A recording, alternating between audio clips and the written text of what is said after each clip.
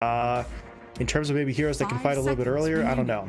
Do you worry about a troll, a Sven, something in that sort of vein that is going to be able to provide that little bit of both damage and durability, or do they look for something maybe slightly less conventional? I don't think they need to worry about the sort of later game options based on what info so far, but they don't quite know what they really are most afraid of here. They're starting to run down that clock just a little bit.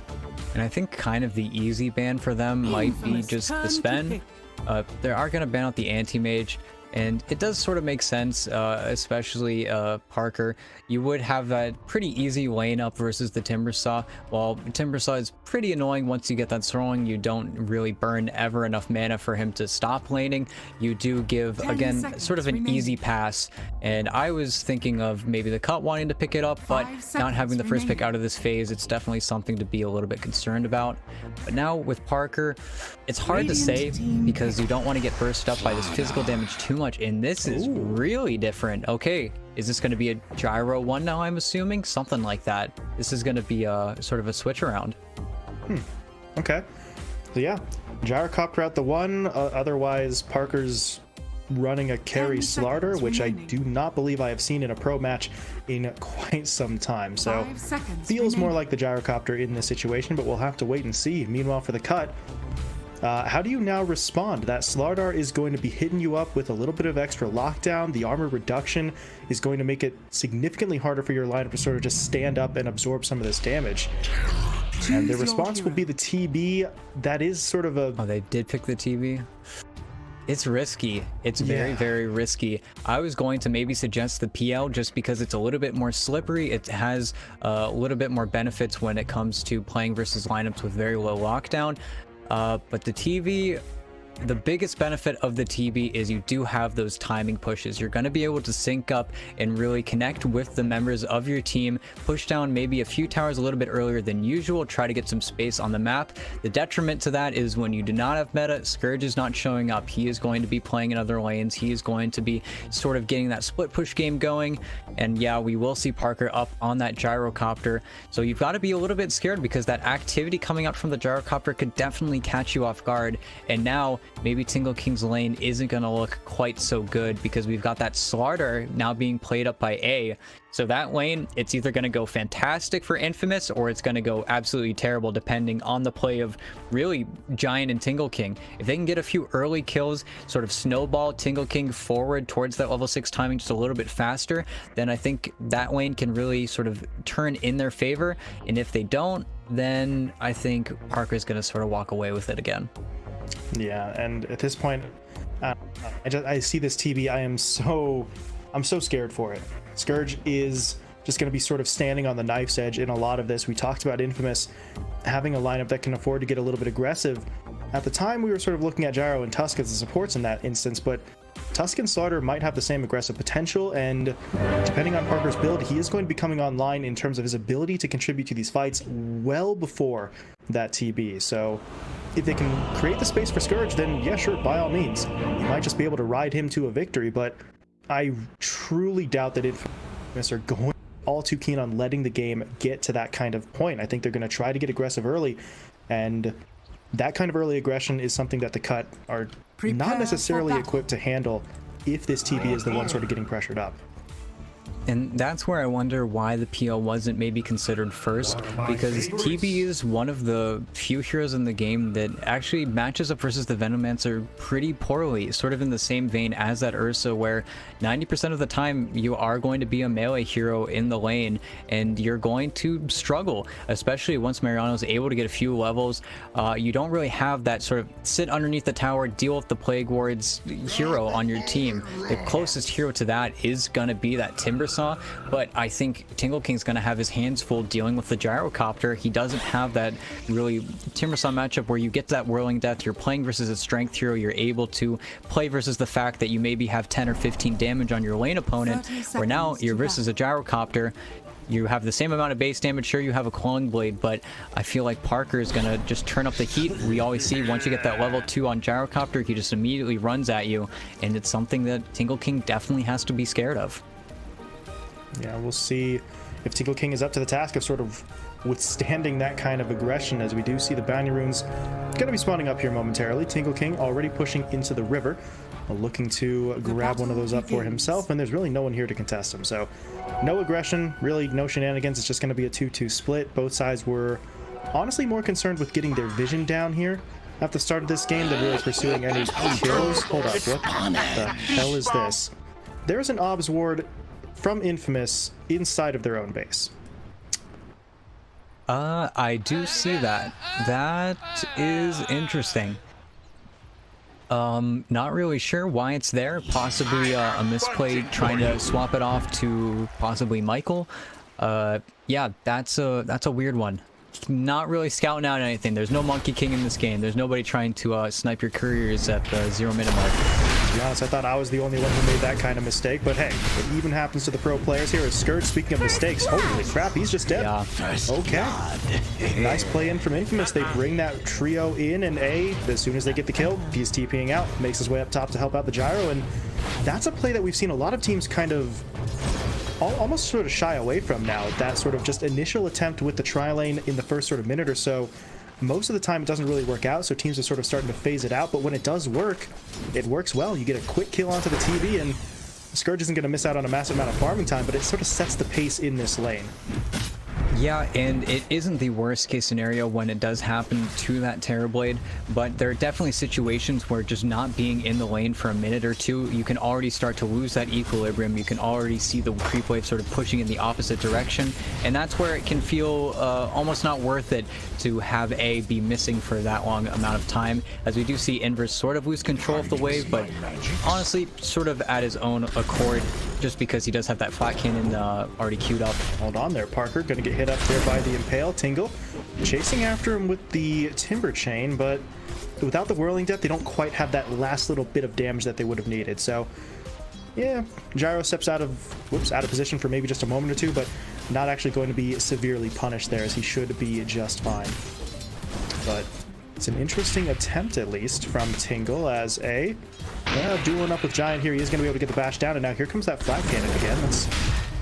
Oh, okay, that's not going to be enough to really help him out. He's going to get hit up by the Impale, and Tingle, well, I mean, he can go for this, but he needs an actual tree to jump to. He doesn't have the angle, so that is a bit of the downside to that. With the Whirling Death, maybe they pursue that further, but forced to back off. Parker will heal up with the salve, and he's going to be just fine, but at least the Timber is trying his best to sort of be as destructive as possible, and you see Parker's last hit count 8-0 here for that Gyro, so he's not exactly accelerating quite as quickly as some of the other cores on that Infamous side.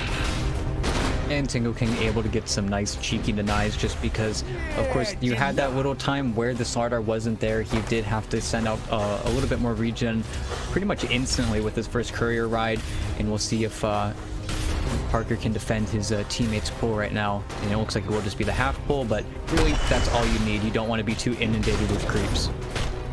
Nice little two-man stun. It's Giant. Oh, okay, Giant off the mark there with the stun. Wasn't really going to result in a fight anyway, but it's quite a bit of mana to burn through if you're not going to get the lockdown or the damage. So the Nyx Assassin, bit of a rough play there, but he is going to be able to fall back. He's healing up with the Tango, the Salve, and even the Clarity being popped. So he's right back into this lane.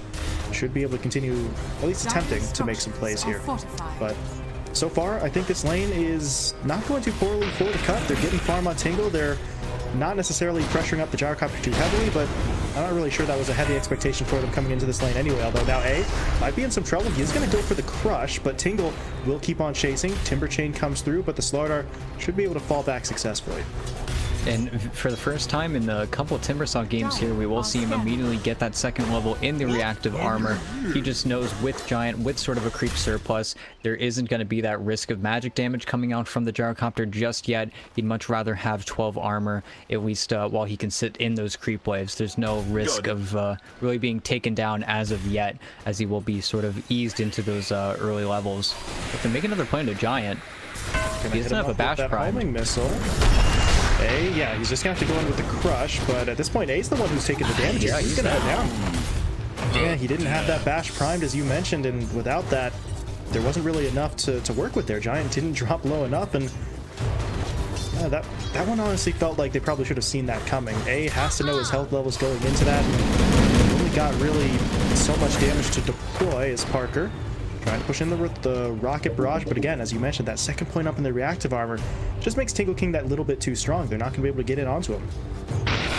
Giant went for the little pull, wasn't able to get it off, and A will be able to come over here, give Parker just a little bit of a courier drop off, get that gloves of haste, so he will be able to right click just a little bit faster, but really not a lot of aggression coming out from the Infamous side as of yet. Yeah, they're poking and prodding here and there, but nothing too serious. Meanwhile, over in the middle lane, KXY threw down the tornado into the EMP onto Wage. That does burn through most of that Tiny's mana, but he's still holding on to a couple. KXY is owning him. Didn't quite look at those numbers. I think I saw the Timbersaw's number as the Tiny's. He's got 13 last hits. That is rough. KXY, as you said, doing incredible. 16 denies. That is crazy. 16, Jesus. Oh man.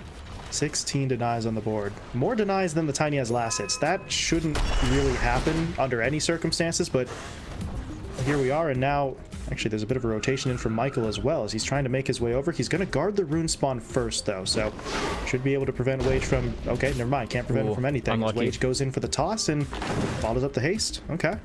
Not sure what he'll do Michael with it, though. Got a little bit played there. He did have the snowball. It's not like he didn't have it, just didn't think that Wage would actually expend the mana there. And now there is a haste rune on the Tiny. Maybe he's going to be able to make a rotation, but with how his lane is sort of going, it does feel a little bit strange. It does feel like KXY is... I mean, I'm just watching this mid lane now, and KXY is just denying every single creep in front of the Tiny. That's 20 denies for him now. That's absolutely incredible. He is completely owning this lane right now, and the Tiny...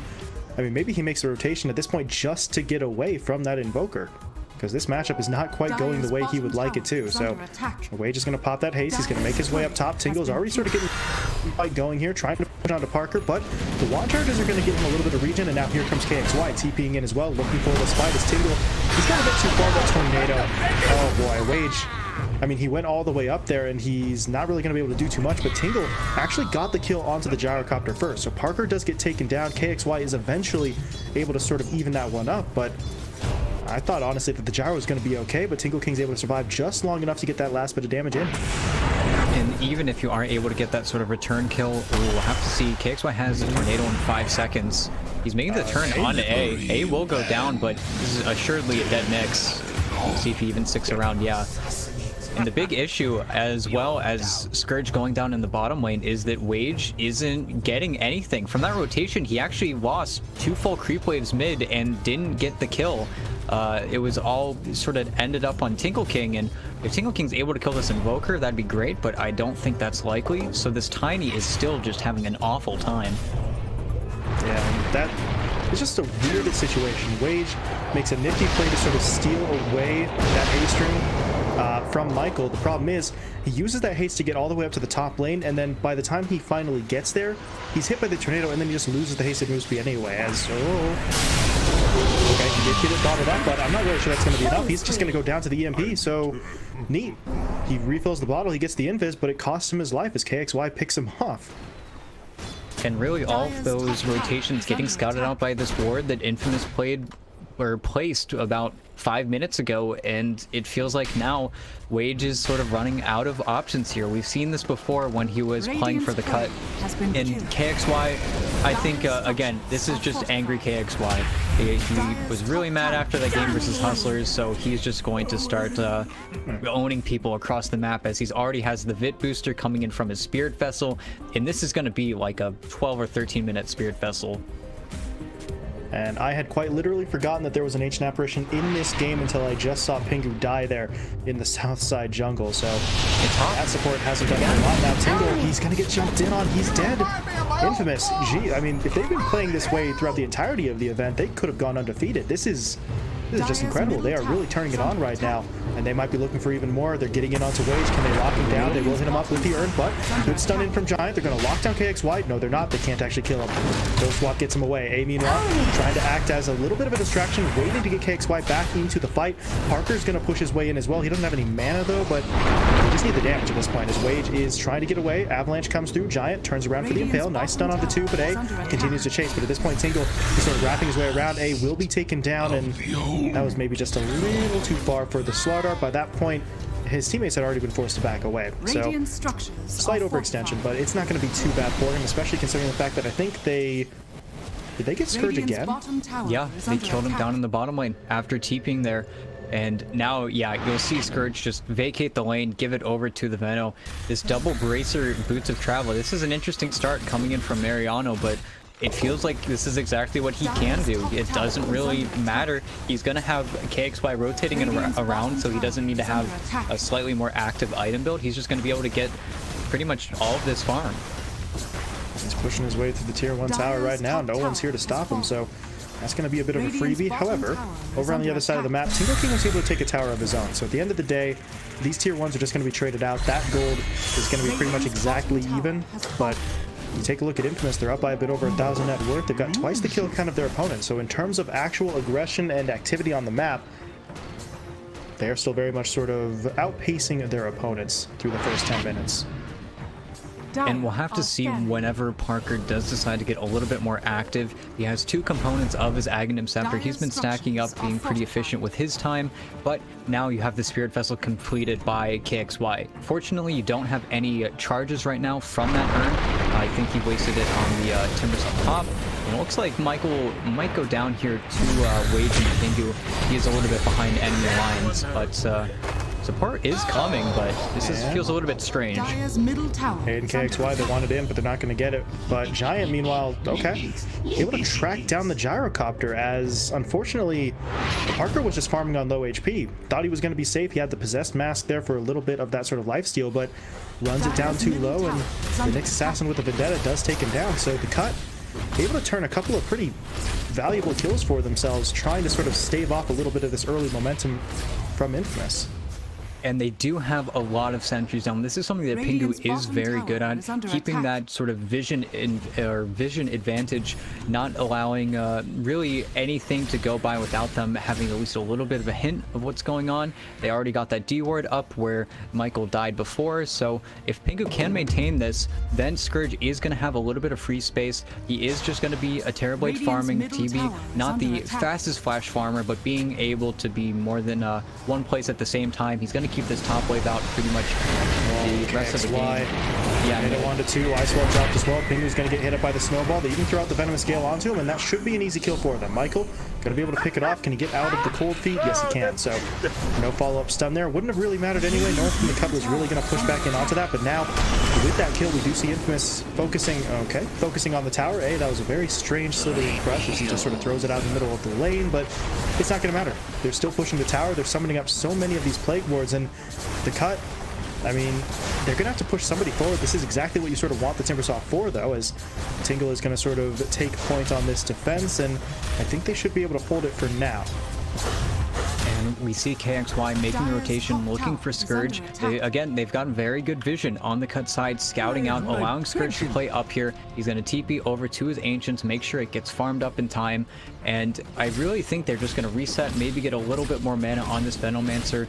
And somebody always has to be here. Scourge. They've got eyes on him, but they don't have the full stack. The Spirit Vessel, they even get him with the Corrosive Phase Wells for the armor reduction, and Scourge, he's just straight up dead. 4th death now. And, well, Wage and Tingle are going to look for a turnaround play. They've caught out A. They will be able to drop him low. They haven't caught this yet, though. 2-man crush coming through. Meteor deployed as well. Wage going to have to back off here as that Spirit Vessel is starting to tick him down, but he is getting reinforcements, so they are going to try and make this happen, but now Wage in trouble. Mariano's rotated his way in. He's going to push forward with the DOT, and Wage, I don't think he survives that. One last right click, actually not enough to bring him down, but the DOT actually won't get him either. He pops the wand charge. He's going to TP himself home, and I think he will survive. The problem is, at this point, the fight is still going. Michael and Giant trade each other out. The Timbersaw is going to get stunned up by the homing missile, but Infamous don't want to go any further forward than that. But Tingle, he wants back in. The Ice Bounce is coming through as well. They can hit the gyro. This be huge. They've got it. I don't know if Parker lives here. He's picking down that regen. Not going to do him much good with that sort of Ice Blast effect on him, so they do have to wait. But KXY will take it, and Parker just barely. Parker lives. He gets hit by the salve there as well as A has his back, so that got close. It's a nice Ice Blast in from the Ancient Apparition. It's just a little bit too little damage. But now Pingu, that's unfortunate. He's going to get hit up by the EMP into the Deafening Blast, into the Snowball, into the Ice Shards even, and he should be going down here. Michael goes in, KXY gets the kill, and well, they should know. Well, I said they should know there was a sentry there, but Tingle actually comes in instead to take down the Obs Ward. So they do still get the D Ward that Pingu basically sacrificed himself for. It's not the AA who gets it. And incredibly clean from Infamous as well. They scan up the high ground. They know that somebody is coming to try and get that rebuttal play, so they just immediately leave. They don't even entertain the idea of sticking around, defending their ward, maybe trying to get a sentry down. Immediately leave. They don't feed. Super duper clean. And while it's not the biggest gold lead coming out, I feel like all these little plays that Infamous are making, they're gonna get sort of compounded as we have more of those little items getting finished. Medallion of Mariano, we have the Aghanim Scepter finished on the Gyrocopter, and A, he's getting some good levels. He hasn't been able to find the most, but he really doesn't need to, because the bigger issue on the cut side is that Wage is not finding a lane to find this Blink Dagger. This is a very, very slow Blink Dagger for a mid-tiny. Oh, and KXY spots him out as well. Cold snap into Tornado. Wage is in trouble. He's slowed by the Ice Wall as well. Here comes the shards into the Snowball. Wage is dead. KXY gets the kill. Ice Blast will fly through again, but it's only actually going to hit onto the Tusk there. It does fly over Mariano, but they won't actually get the impact damage. So a decent attempt from Pingu, not quite going to work out. Wage taken down, and again, progress towards that Blink Dagger is slowed up once more. And we see they're just going to immediately move over, connect with the Gyrocopter. Yeah, Freebie. Ada solo kill it as well. I think he might die for it, but okay. KXY does clean it up at least, but A will die. But in that case, you're still going to count that as a 2-for-1. You get the Tiny and the Ancient Apparition for A. It's a trade that you're going to be happy with. And now KXY, well, unfortunately, the Tornado sort of threads the needle between Giant and Tingle King, but it's really just going to act as a distraction. Parker and Mariano pushed their way bot. They took the tier 2 tower, so control of the map very much becoming a factor in Infamous's favor, and this is not good for the cut. It's already not good for them, but if they lose more control, you already see Scourge sort of forced into the north side jungle. This is going to be even more of a necessity for him moving forward if his own side of the map is no longer secure. It's kind of a little bit dramatic irony here as Scourge is just walking behind two of the infamous heroes. They have no idea what's going on. They did sort of ping him out with Michael. I don't know if they saw him. They couldn't have seen him with Sentry Vision or something ridiculous like that, but they've actually happened upon him. Oh, man. Tingle's, or excuse me, not Tingle, Scourge is going to get caught out there. He has really nothing, not even enough mana for the Sunder, as that EMP drains it all away, and Infamous are really just continuing to put that pressure in. We were sort of concerned about this coming out of the draft. I mentioned I was so scared for Scourge. That pressure, if it got onto him, would be absolutely devastating, and we see it here. He's still somehow second highest net worth thanks to his farming in the jungle, but 5 deaths on the board for him, and now Tingle's going to get caught out as well. No way out. Giant's going to try to come in, but I think he just got clipped by the EMP, so he doesn't have any mana to contribute to that fight as Tingle will go down, and now Giant has to make sure he gets out as well. But Sunstrike will connect into the Poison Nova. That is quite a bit to commit there, but it's going to presumably get them the kill. Yeah, there's way too much DOT. Spike Carapace is going to stun someone, but it's not really enough. He will still fall, and Mariano gets the kill. And thank goodness, 18-minute Blink Dagger coming in from Wage. That will be their playmaker. That is exactly what they need to get something going. Maybe you can get a kill onto this, really just the Venomancer. You need to get a sick toss back. You don't really have enough control for that Invoker just yet. KXY finishes up his Midas, no less. And it's really easy for Infamous to make these calls and keep on finding Scourge because there are very few places he can actually play. There we go. Wage, but he's dead.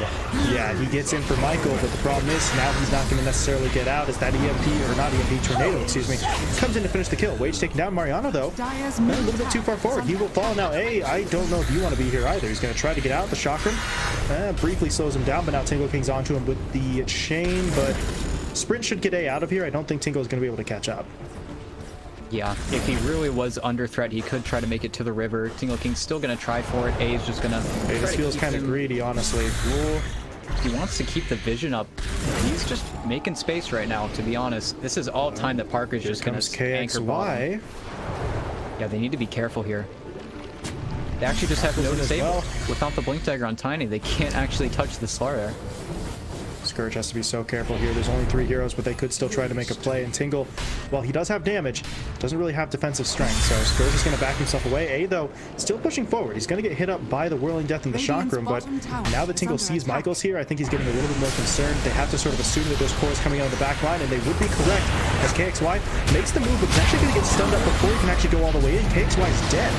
Pingu does get taken down in the chains, but the AA is quick to buy back, so he will rejoin this fight, and This could be the Cut's opportunity, but right now they're currently on the run. Wage just trying to get himself out. He's going to get stunned up, though. And this is not going well. Poison Nova gets dropped on top of all of them, so really they have to fall back. Wage, though, won't make it out. He will fall. Tingle on the run as well. He's going to buy some time with the healers, but the snowball is actually in onto Giant instead, as they will be able to take him down, and now Tingle's left all alone. He will be finished off. Big fight for the side of Infamous. It starts off a little bit rough with the death of KXY, but they will find about 4 kills and the buyback on the Ancient Apparition.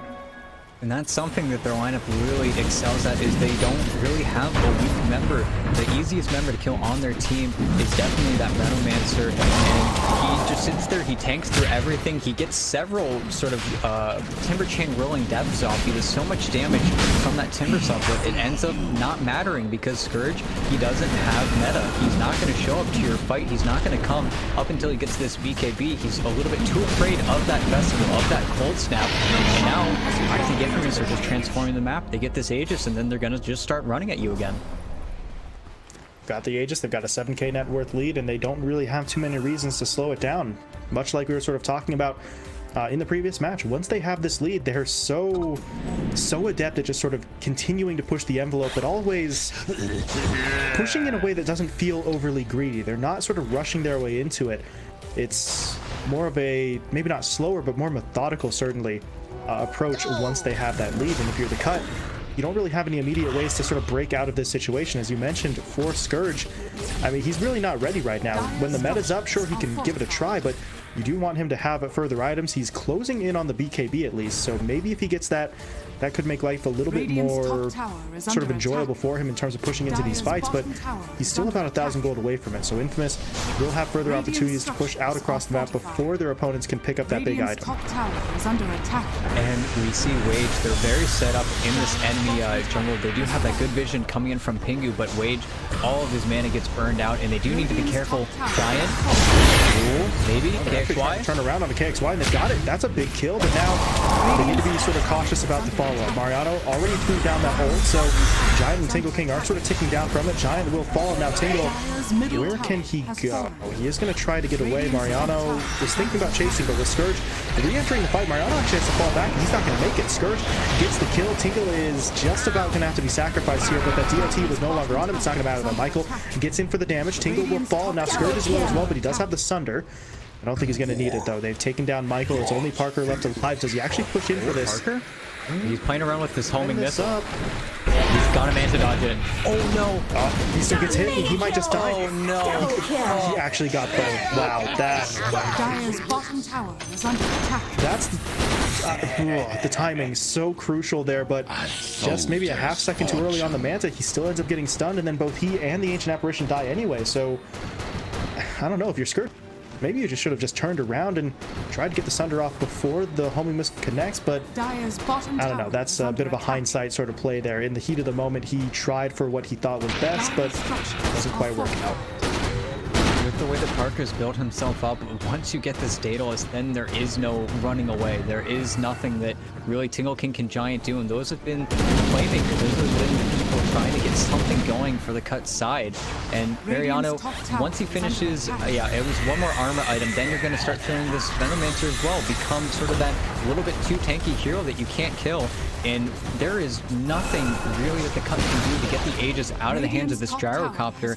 And again, you have your BKB now on the Terrorblade, but no meta for 60 seconds. If they really want to, they could just go up high ground, prod at it a little bit. They absolutely want to. They're going in, they're looking for that tier 3. They're even going to look for Tingle King as Michael gets in for the Walrus Punch. The Heal Scepter, though, will buy the Timber a little bit of time, but now they're all standing in the middle of the calldown, so they are going to be taking a little bit of extra damage here. That's going to force them back. Wage, though, taken down before he can get away, and now the Nyx Assassin will fall as well. This is turning into an absolute disaster as Scourge is just barely able to avoid the Poison Nova, but that shoves him off of the tower. They're going to go in for the tier 3. They do end up losing the Aegis, though, but Gyrocopter's back in. He actually somehow dodges the Ice Blast hit because of that reincarnation, and now they take the tower. They want the fight as well. Tingle King wrapped up inside of the shard, straight up dead. KXY gets the kill, and that's just going to lead them in onto the melee racks. The resources here for the Cut are just slowly being drained away, and they're not getting enough out of this. They burn through the Aegis, they get another kill onto A, but it's just not enough. They lose the entire top lane of racks, and now Infamous are just going to be free to leave whenever they want.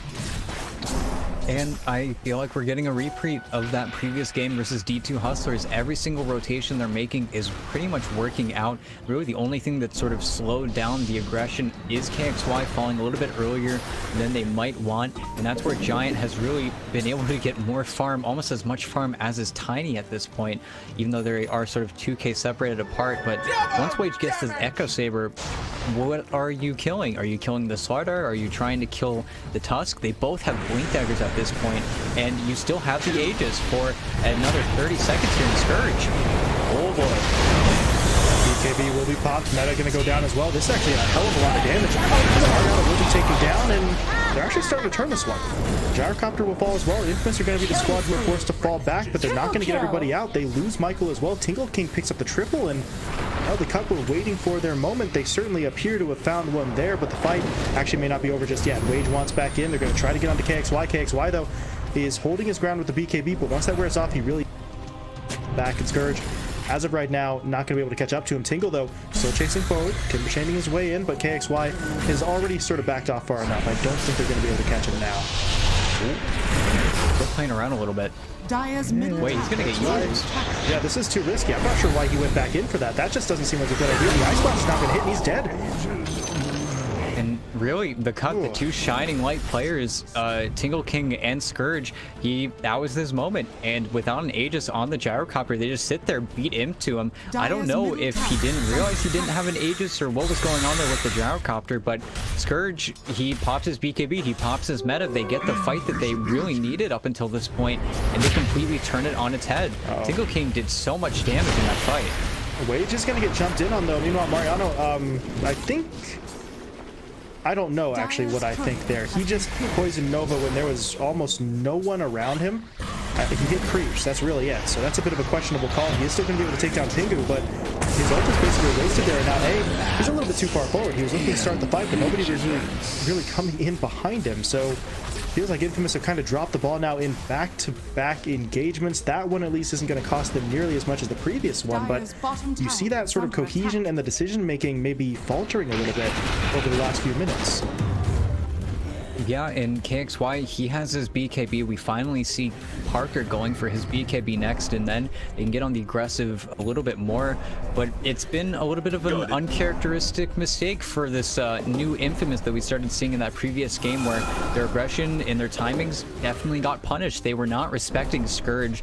They were not respecting the fact that he did have that 9-second BKB, and it just continued to sort of punish them. They weren't able to find that initiation. They dove a little bit too deep, and Giant, he found that double impale, and if Giant can keep on finding these really key stuns, for sure Infamous are going to get punished. Yeah, and I think that's the big difference. We were talking about the way they had been looking so far in this game and how they looked in the previous match. I mentioned that they had been aggressive but more methodical than rushed, but these past couple of engagements, it's felt like they're just sort of taking a fight thinking we're going to win it no matter what, and that's absolutely not the case. Parker, he's just going to get taken down. Parker's gone, and Infamous have to fall back again. Giant does get, well, he does get traded out, but that is really not a trade I think that the Cut are going to care about. They are just tearing their way through this. Scourge is going to pick up the double kill. Tingle King flies through there with the chain for the kill on Mariano as well, and Infamous, they're absolutely falling apart at the seams here. A is going to get taken down, and KXY is the only survivor. And this is starting to feel like that old Infamous squad where now they're getting a little bit scared. This is the second time. This fight was incredibly one-sided. There still is no BKB up on the gyro. They didn't sort of lick their wounds, take a step back, go for maybe a different play. And now Scourge, he has a Groko, he has a Dragon Lance, and a Scotty. You have to be so careful with how you engage versus this Terrorblade. And Terrorblade definitely has the matchup up on the Gyrocopter. You have to respect it. Now hitting this tier 3, is this really good? I'm not sure. They're probably going to get a little bit more damage and back away, but Tingle King has really held down the fort for his team. He has a BKB now. He's been the one that's really getting aggressive up on these heroes, and he keeps on getting so much damage out. He's been the number one, I think. He's been the person really making the most plays on the Cut side, as well as just Scourge. He's finally hit his time, and they're actually hitting their stride. And the synergy between the two is actually coming into play so much more as well. Tingle is able to just push into the middle of those fights, and that is especially going to be beneficial for Scourge. He's been able to sort of get himself out of bad positions, reposition himself in the fight, get the BKB down, sometimes even sort of pop that Sunder when needed, because, at least in part, due to the fact that the Tingle King Timber can just sort of charge his way in there and demand attention from the Infamous lineup. So the two of them absolutely sort of working off of each other right now, and they're going to go into the Roche. They're looking for it. Aegis Cheese and the Aghanim Shard all going to go their way if they can get this. And Infamous, I think they suspect what's going on here, but I'm not entirely sure that they're going to be able to do anything about it. And this is a complete 180, where now Infamous, they're scared to take the fight. They don't want to do anything. It feels like Wage is almost a support tiny. He's just sort of stepped aside for Tingle King to kind of carry him in this one. And you got the Aegis, there's still the Shard, there's still the Cheese on the ground. We'll see if Scourge actually ends up taking this. The Demon Zeal is a funny Shard. I don't know if it's necessarily the best or the worst. We might want to see that moved over to the AA, but we'll definitely have to wait and see here. But with these tier 3 items up, this is when TV also starts to feel its nicest. Now you have that Elven Tunic, you have no works of an MKB for Parker yet, and man, he had these items so really, I felt like he had these 20 minutes into the game. He hasn't been able to make that much progress aside from this BKB. And Infamous, they can still take a fight, but man, the Cut are really giving him a run for their money now. Now we see that net worth, it's pretty much completely evened out. So Infamous go from up by about 10 or 11,000 to now pretty much dead even with their opponents, and they're still in some trouble here, eh? He's going to get run down. Tingle King's just going to chase in onto him, and Tingle King continues to get it done. 15 kills on the board for this Timber, as we can feel and see the momentum shifting. Infamous just don't really appear to know exactly how best to counter out what their opponents have been putting together, and at this point, if they take much longer to sort of come to a consensus and try to do something, the Cut are going to sort of have them on the back foot. Not that they're already not sort of pushed back into that more defensive position. And you see the items getting queued up across the Infamous lineup. You see the Solar Crest for the Venomancer. You see the Aghanim Scepter for the Tusk. And maybe a Satanic coming in for the Gyro. But you're playing versus AA. You're playing versus Nyx Assassin. These are all heroes that punish you for not having really anything to work with. And I really don't think this Gyrocopter can itemize like this, because you're not going to win that core matchup anymore. You sort of threw away your lead. SMD really just tucked down his head, farmed up, said, guys, I can't do this right now, give me a little bit. And he's about to have a full butterfly on top of this Elven Tunic, and there's no way that you can fight on the Gyrocopter. There's no way you can win a man fight versus this TB anymore. Without that MKB, they just straight up can't do this, really. Maybe if they go in as a group, if they're able to sort of recapture that sort of team fight strength that we saw from them earlier, then they could fight their way through it. But the man fight is not going to go, not going to go their way. A Scourge hit up by the Walrus Punch, that's a bit of an interesting one, but Michael doesn't actually want all the way in, so not entirely sure what the plan was there, outside of maybe just trying to poke the bear to a certain extent, but Michael's at least able to get away before there's any consequences. And Michael is working towards an Aghanim Scepter here on the Tusk, so the kick potentially just going to try to get someone sort of caught out of position and maybe get Infamous into the fight that way. And it's something that feels almost necessary. Once he hits that 25 on the Terrorblade, you can sort of get behind him, kick him into a bunch of heroes, and then if he doesn't have the Aghanim Scepter, that might be the play. But aside from that, it feels like Infamous are now going to have this game, or they're going to have to take this game incredibly late. We still see no shift as well in the Gyrocopter's build. I don't know if he doesn't know or what's going on here, and they found the kill on a Pingu, but again, Tingle was right here to try and get the return, and yep, here's Wage and Giant. Michael will be taken down. Now, he's not getting out of this one, or maybe he is. The sprint is going to get him over. Nice blink onto the high ground, so quickly able to put some distance between himself and those opposing heroes. So A's at least able to get away, but it's going to turn into a 1-for-1 trade on those supports, which gold-wise, technically the Cut will win, but 34 minutes in, I don't think we care too much about 100 gold's difference. But the more important aspect here is that Michael is dead and doesn't have buyback, which means the Cut can afford to maybe get a little bit more aggressive in terms of how they push forward. They don't know that the Tusk doesn't have buyback, but I think they can at least sort of try and get something else as they're moving towards sort of the north side jungle and into this top lane as well. Do they actually try, though, for the high ground push? Aegis is only up for 50 more seconds, so if they're going to try to make use of it, it feels like now might be a time to try and make a move, especially with two heroes on the side of Infamous currently hanging out on the other side of the map, although, okay, Parker is TPing himself back. And finished off the Satanic. They might see that and just decide, okay guys, let's take a little bit more time. We should probably get the waves in. Scourge very well could just try to siege up on that tier 3 a little bit, but now that the gold lead has finally sort of shifted towards the cut side, I don't think they want to give it away. They'll wait for the next stages. They'll sit on high grounds up until they get another opportunity. They're going to force Infamous to come to them. Seems like a KXY. Fair enough play here as KXY is going to try to jump onto Pingu. Does pop the BKB, looking for the TP home, and Tingle has nothing to cancel that. So KXY gets a quick pick off. Quick pick off Michael, though might be taken down as well. But waits in, goes for the crush onto 3. That's a nice one, and now the Aegis is actually expired. Scourge got to be very careful about how he approaches this fight, as he's going to be able to get that first kill. But now, what else can they do here? Goes in for the stun. He's going to be able to take down Giant. That will cost him his own life, but actually, I think that there might not be a but. This might just be the end of the fight. Parker's pushing his way forward, but he's not actually going to be able to catch up to anyone. So the cut should be able to fall back successfully. A couple of heroes still trying to deal with the after effects of that Nova, so they're just going to fall back and regroup in their base. And now you buy back, you're trying to get a little bit of the map back with the Satanic finished up on the Gyrocopter. You can get a little bit more aggressive, but Scourge has room to grow. If they really want to push up into this TB Metamorphosis, I think the cut will gladly welcome it, because that's when they're going to find the opportunity maybe to get the turnaround. And we do see an Elven Tunic also built up on the Gyrocopter. Not necessarily gonna see this Terrorblade go for that MKB to try and counter that out, but I'm still very surprised that we don't see the Gyrocopter making really any shift to counter this Butterfly coming out from SMD. And we haven't seen a full 5-on-5 fight in what must have been 10 or 15 minutes at this point, because the cut were just able to claw back so much. And if a full 5v5 does break out, you have to still give it to Infamous. I think they just should have the levels, they should have the team play, and with a Hex on KXY, I feel like that's where this is sort of shifting. But Infamous, they just haven't been able to find the initiation. Michael and A have been sort of using their bodies to get information, get sort of the game plan going, and they keep on dying whenever they go in. Not saving anyone, not really finding the picks aside from maybe this giant Nyx assassin, but that's really been it. Yeah, the death for information sort of strategy, it serves you up to a certain point, but at this stage they need A and Michael to be in there for the fights, and Giant's hunting.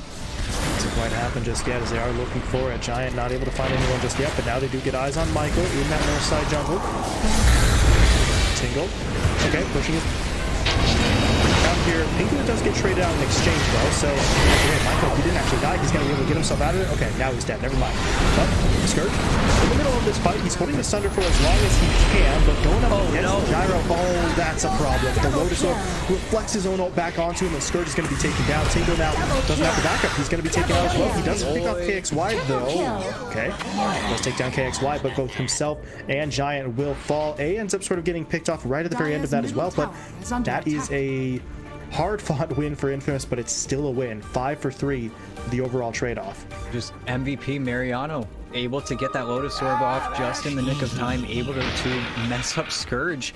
And they took so much damage from that Gyrocopter. That flak just completely ate through them. And you don't have armor items on your Tiny. You don't have any semblance of farm. That hero has still remained one of the weakest on the cut side. And now I'm pretty sure they could prot this bottom tower all they want. I don't think they're very scared of this Tiny at all. Yeah, Wage alone is not really going to be able to get it done here. Maybe he could get onto Mariano in the best case scenario, but the Veno at this point, he's pretty tanky, right? He's got the armor, he's got the shroud, so they're not really going to be able to get through him, so Wade just has to sit here and watch as his bottom lane of Rax will be taken. That's a rather aggressive use of the call down, but it does push back the Ancient Apparition, and that will allow Infamous to finish off that melee Rax. The ranged is not dead yet, but these Plague Wards should just be able to finish it off. Creep Wave's coming in here as well, so it is going to go down. 2 full lanes of Rax taken now by Infamous, back up by 7,000 net worth, and if you're the cut, well, you're going to have to make sure the Terrorblade doesn't end up sort of blowing his Sunder. Outside of that, though, don't know. I feel like the team fight can still go well for them, but that misplay really just cost them any chance to take that last engagement. And now Infamous, they're going to go into the Roach Pit. Aegis Cheese and the Aghanim Blessing all available for them. And the Cut are getting their heroes back up now, but by the time they're in position, it's so dead. Yeah, it's too late. Holy my god. And it's just the Alacrity Gyrocopter. He does so much damage, and he actually has another Aghanim's Blessing. He's going to give it over to the Venomancer, and he's got room to grow. And is that a Divine... Is that a Raker coming out? No, it is an MKB. So he's going to be completely fine. He's going to have that solution versus the Butterfly, and then you really can't win that 1v1 on the Terrorblade now, where before, if you were getting that 25, if you're getting the farm, he's trying to buy a Satanic now on his Courier, it still feels like you should be able to win that matchup, but he just stalled out his farm. It really sucks, because all the pressure should not be on Scourge. It shouldn't be one misplay that sort of brings the game to a halt, but now that the Aegis is in the hands of Infamous, it really feels that way. And the Courier just died. No Satanic for Scourge. Gets it sniped out there, so yeah, that's dead. Scourge at least should have buyback. He's about 300 DD away. on the gyro. Well, this is going to be, if they're not careful, this is going to be Rax in a really easy fight. Double damage rune. Yeah, he's just gonna, he could just go for it, honestly, at this point, as A. Okay, jumps in, goes for the stun onto Tingle. That's not really going to set him up for too much, but look at He's this. going to try to flack on him. He just wants to rip him. Boy, did he get in? Not quite yet. Nice Hex, though. That's going to take away the Terrorblade, at least for a few seconds. And now Infamous in onto that tier 3 tower. They are absolutely burning through it. And there is a glyph, and I feel like the Cut may need it here. Otherwise, this could very easily turn into Mega Creeps, but they're not going to deploy it just yet. Tier 3 tower will fall. Parker continues to hit up onto the Rax. Meanwhile, A creating a distraction there with the Crush, and this is just Megas. Yeah, there's nothing they can do. They can't approach. Wage isn't able to get that toss back. He's not able to find any counterplay. They just sort of watch it happen, and they're going to let them sort of ease onto their final, really, tier 4s if they want to. But Infamous, they're also just being patient. They're just going to extend their gold lead maybe a little more, finish up these T4s. Now you have a Minotaur Horn on your Gyrocopter, and you're not going to be able to kill him with the Carapace. Wants in, got the force punch into the kick. They've locked down Tingle. Okay, not quite yet. Nice Lotus Orb reflecting the snowball. The problem is it continues to sort of pull that Timber away, but he is going to be able to get himself out, at least for now. But I don't think he's getting away from this one. The Yule Scepter buys him some time, but Michael's in with another Walrus Punch. Tingle, BKB, not going to save him as the kick actually kicks him back again, and Tingle just can't get back to his own battle. He's trying as hard as he can, and he's going to be able to get away, but the problem is Scourge gets taken down. He will fall, Tingle still dies. Buyback's going to get popped by both as they desperately try to hold this, but I don't know if this is really going to go the way that they wanted to. They do take down Mariano, and now they're getting a little bit of damage onto the Gyrocopter, but that Gyro, he's got the Aegis and the Cheese, so realistically speaking, if they push forward now, it's only going to put them in more trouble. Scourge kicks forward, he's going to get hit up now by that Venomous Scale as well, and he's just straight up dead. Scourge gone, Tingle King gone, Wage dead, that's it. There's got to be a GG coming out here. They've got literally nothing left to fight with. The two supports are just going to cower in the mountain, but Parker, he wants the Rampage. He's not actually going to get it. The GG will be called. Wait, got it. Oh, I thought that GG was going to actually come into effect that little bit faster, but there it is. Parker finishes off in style with the Rampage, and Infamous takes him a little bit longer this time around, but they do manage to eventually sort of break through and secure that win.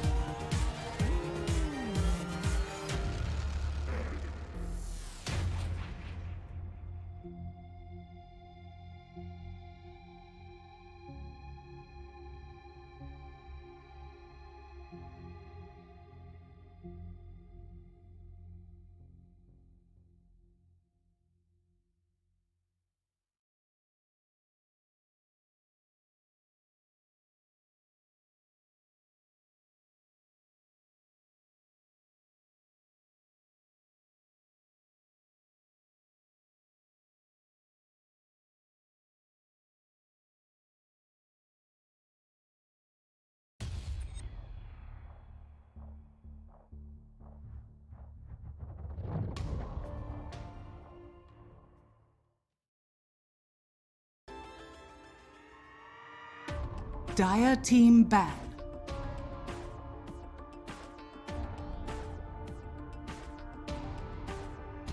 Infamous turn to ban.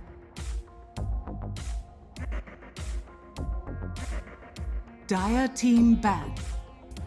Infamous turn to ban. Dire team pick.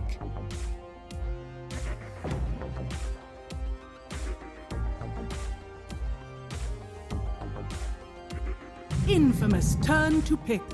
Enchantress. Okay. Hello, everybody.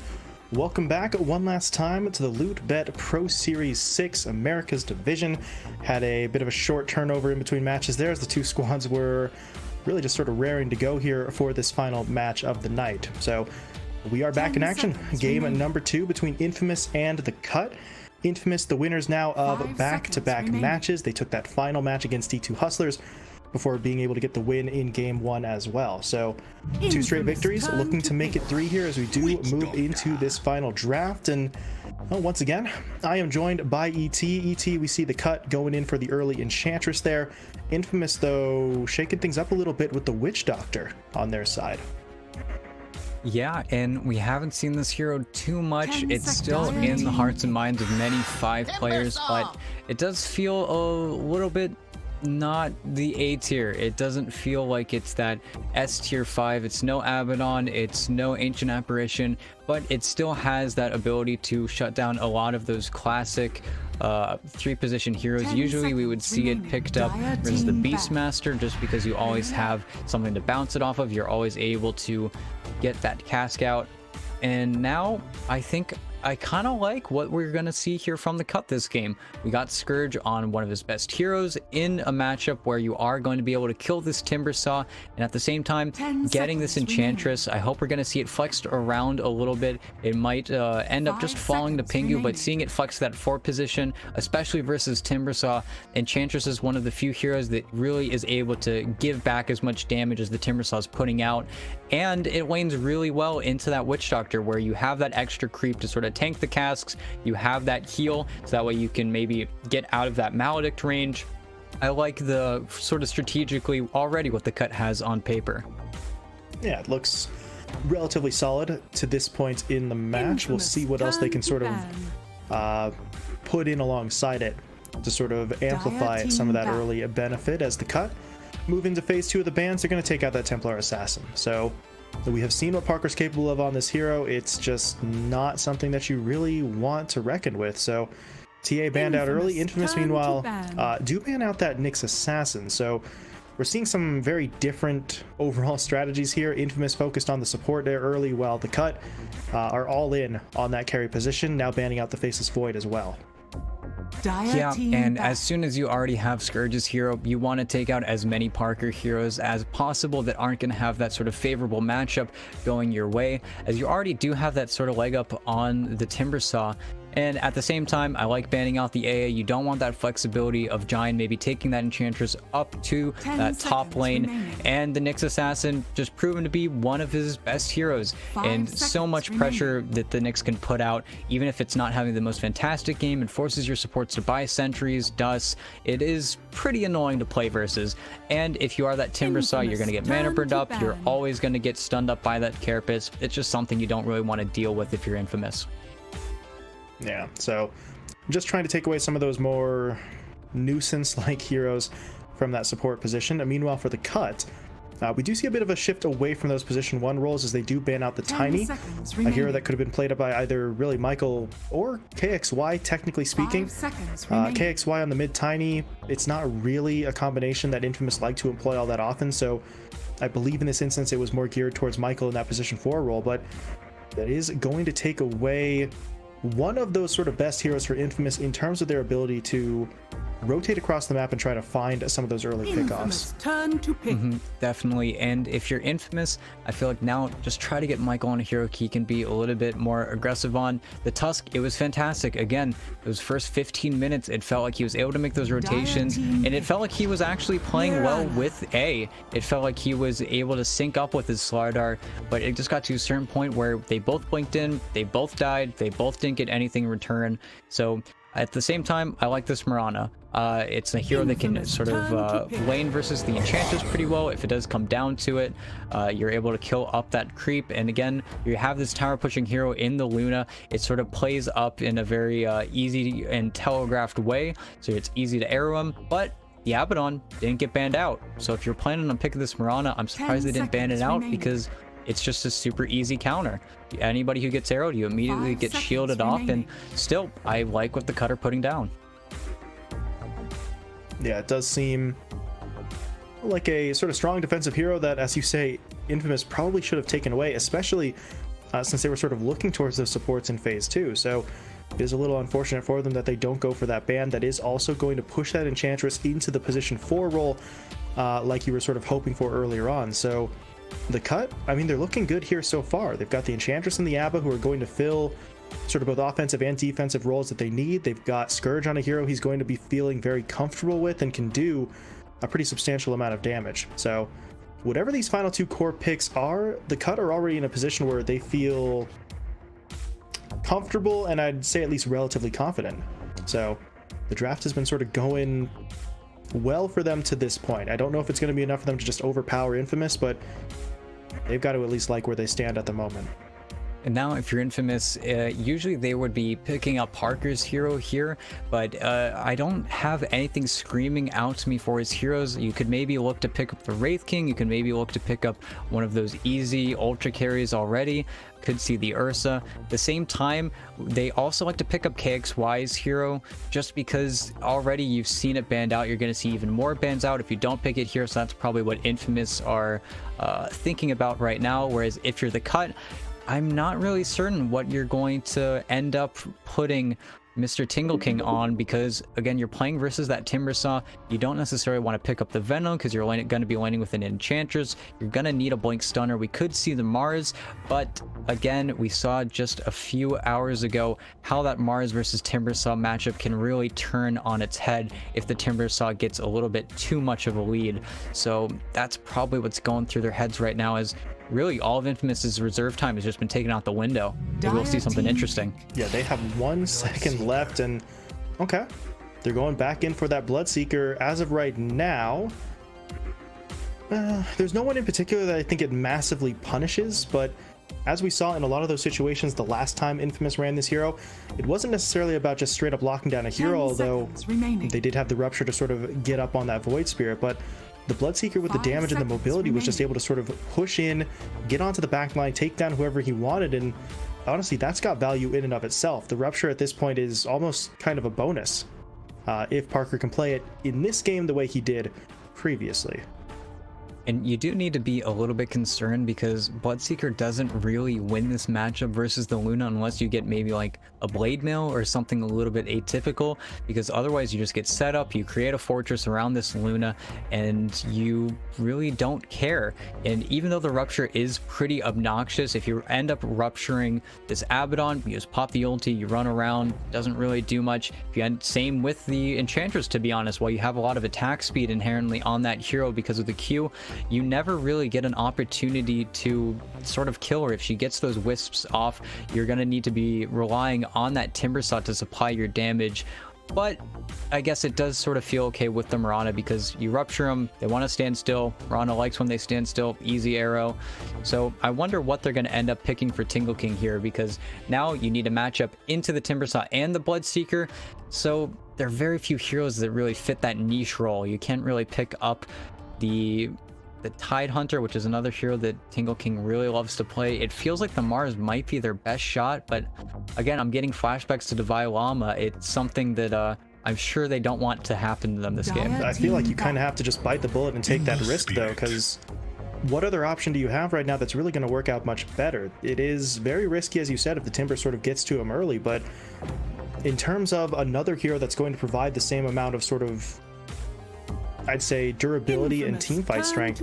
You mentioned the Tide, but that feels like it can be pretty easily exploited by Infamous as well. So as much as it may feel sort of uncomfortable for the cut, they may be forced into it, but not just yet. First, they go in for the mid laner, as they will be grabbing up the Ember Spirit. So that is going to be a little bit better at trying to deal with the Bloodseeker. The Rupture isn't going to be quite as sort of harmful to him. So you do have that going for yourself, but the Ember may want to be a little bit careful here. If he gets hit up by the Witch Doctor or the Mirana with those stuns, he has to make sure that that Abba is really near him almost at all times, otherwise he could get locked down and killed off pretty easily. And I do really like this Ember Spirit pickup, and I was sort of worried about what he would end up playing, because KXY really did show his sort of superiority in the mid lane compared to Wage, and nothing against Wage, you're just laning versus one of the best mid players in that South American region. It's really not your fault. So seeing the Tiny and the Viper banned out, I was wondering if there was anything he could pick to get the leg up in that matchup. But now I am a little bit scared for him, because Ember Spirit, it's a skill-based hero. It has a lot of skill-based matchups. You're going to be laning up versus the big dog himself.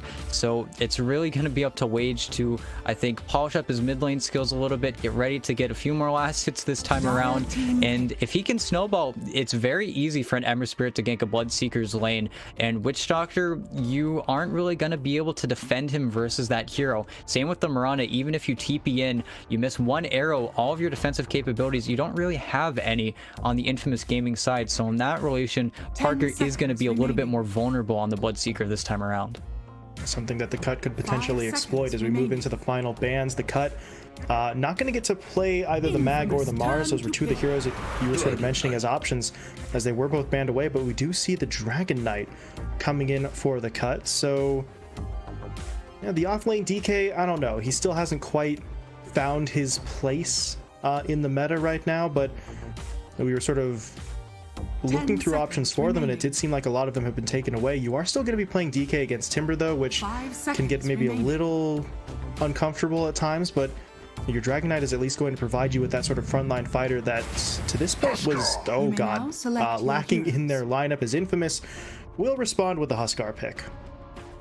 And yeah, and aside from those, they did ban out the Mars, they did ban out the Magnus, in which case maybe they would have been able to ban out the Wage Ember Spirit. But yeah, this DK, I really could only think of maybe DK or Doom after those bans came out, and going for the DK, it doesn't feel the worst. It's actually pretty nice versus the Bloodseeker, where the stun just lasts a sort of annoying amount of time, where you actually do a decent amount of damage to yourself if you do Bloodright, go in, and then immediately get Dragon Tailed. But this is what I was worried about. Wage is getting Huskar'd. This is going to be troublesome. This is going to be something that he's really going to need to handle well, and I'm not sure if that's going to be an early Enchantress rotation mid, or if it's going to be him just cutting ties to that mid lane, trying to farm that small camp up as much as he can, trying to get his levels, and then just ganking non-stop, because really there is no good answer for this Huskar. The bright side is, once we get to a point where maybe Scourge has that BKB Manta style, if the Huskar does go in, you do have to be worried about getting turned on. That Eclipse does do a lot of damage. You should be able to at least defend some of your towers with that potential, but it feels like this is a really free Huskar game.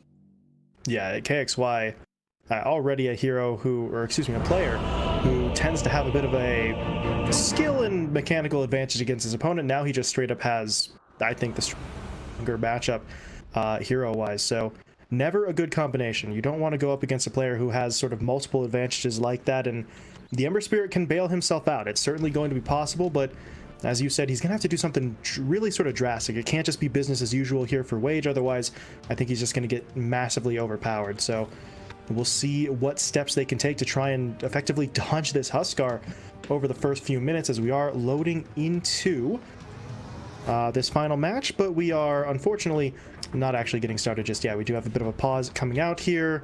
Pause on the Infamous side. No one's DC'd for them as of right now, but we are going to have to wait until they are good to go. So final match of the night, not quite underway just yet, but it looks like Mariano says they're ready to go. And it is something that you always need to be scared of. It's something that I've thought about a lot. I did play mid lane for just a little bit there, where what do you do when suddenly you've got players like Quinn, GPK, no one, they start playing these Huskars, they start playing these Vipers. They're already such a high mechanical skill that once you start getting the upper hand in those matchups as well, man, it's going to take so much for KXY to die this game. There really is not that much to stop him. We're going to need a very fast Blink Dagger coming in from Tingle King. We're just going to need a lot of levels and a lot of farm coming out from Scourge too. And in that previous game, he almost farmed his way to victory. But again, putting all the pressure on Scourge, it feels like, while that is definitely a winning strategy, I don't know if it's going to be enough to win in this tournament, because we've just seen really the bar raised every single matchup that we've gotten out of the group stage. I feel like every single time these teams clash, the bar just keeps on raising up until that playoff level sort of starts off. Yeah, especially as we're sort of going further and further along, and more of those standings are beginning to take shape. Teams are, for the most part, sort of learning from and shedding away some of those mistakes that they had previously made, really keying in.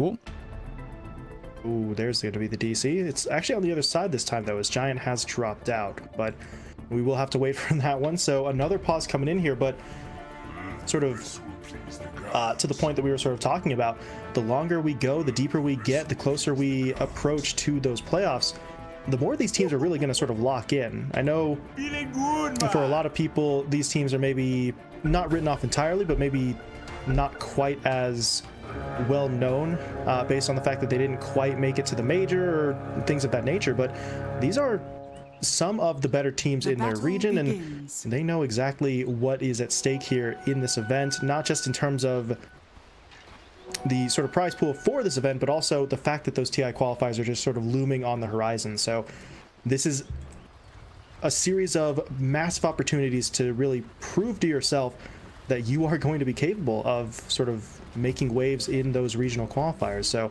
the teams have been stepping up here so far, and I expect we're going to see some pretty solid stuff here in this one, as Infamous going to try and press the advantage with this Huskar. As we take a look at KXY already trying to go up against Wage. First point up in the inner fire here actually for the Huskar, so not going to be spamming out those spears just yet, but the inner fire is going to provide some damage, and the sort of disarm and pushback could force Wage to miss maybe a last hit or two as well.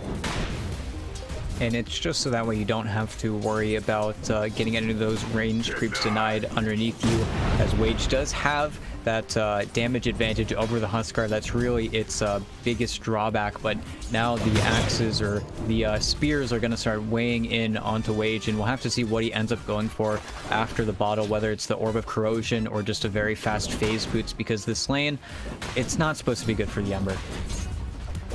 Yeah, he is expected to struggle here, so see exactly what Wage can put together. KXY just sort of playing this one nice and simple so far. Meanwhile, oh, Giant dropping out again. Oh. Yeah, we saw this before in their last series with him as well.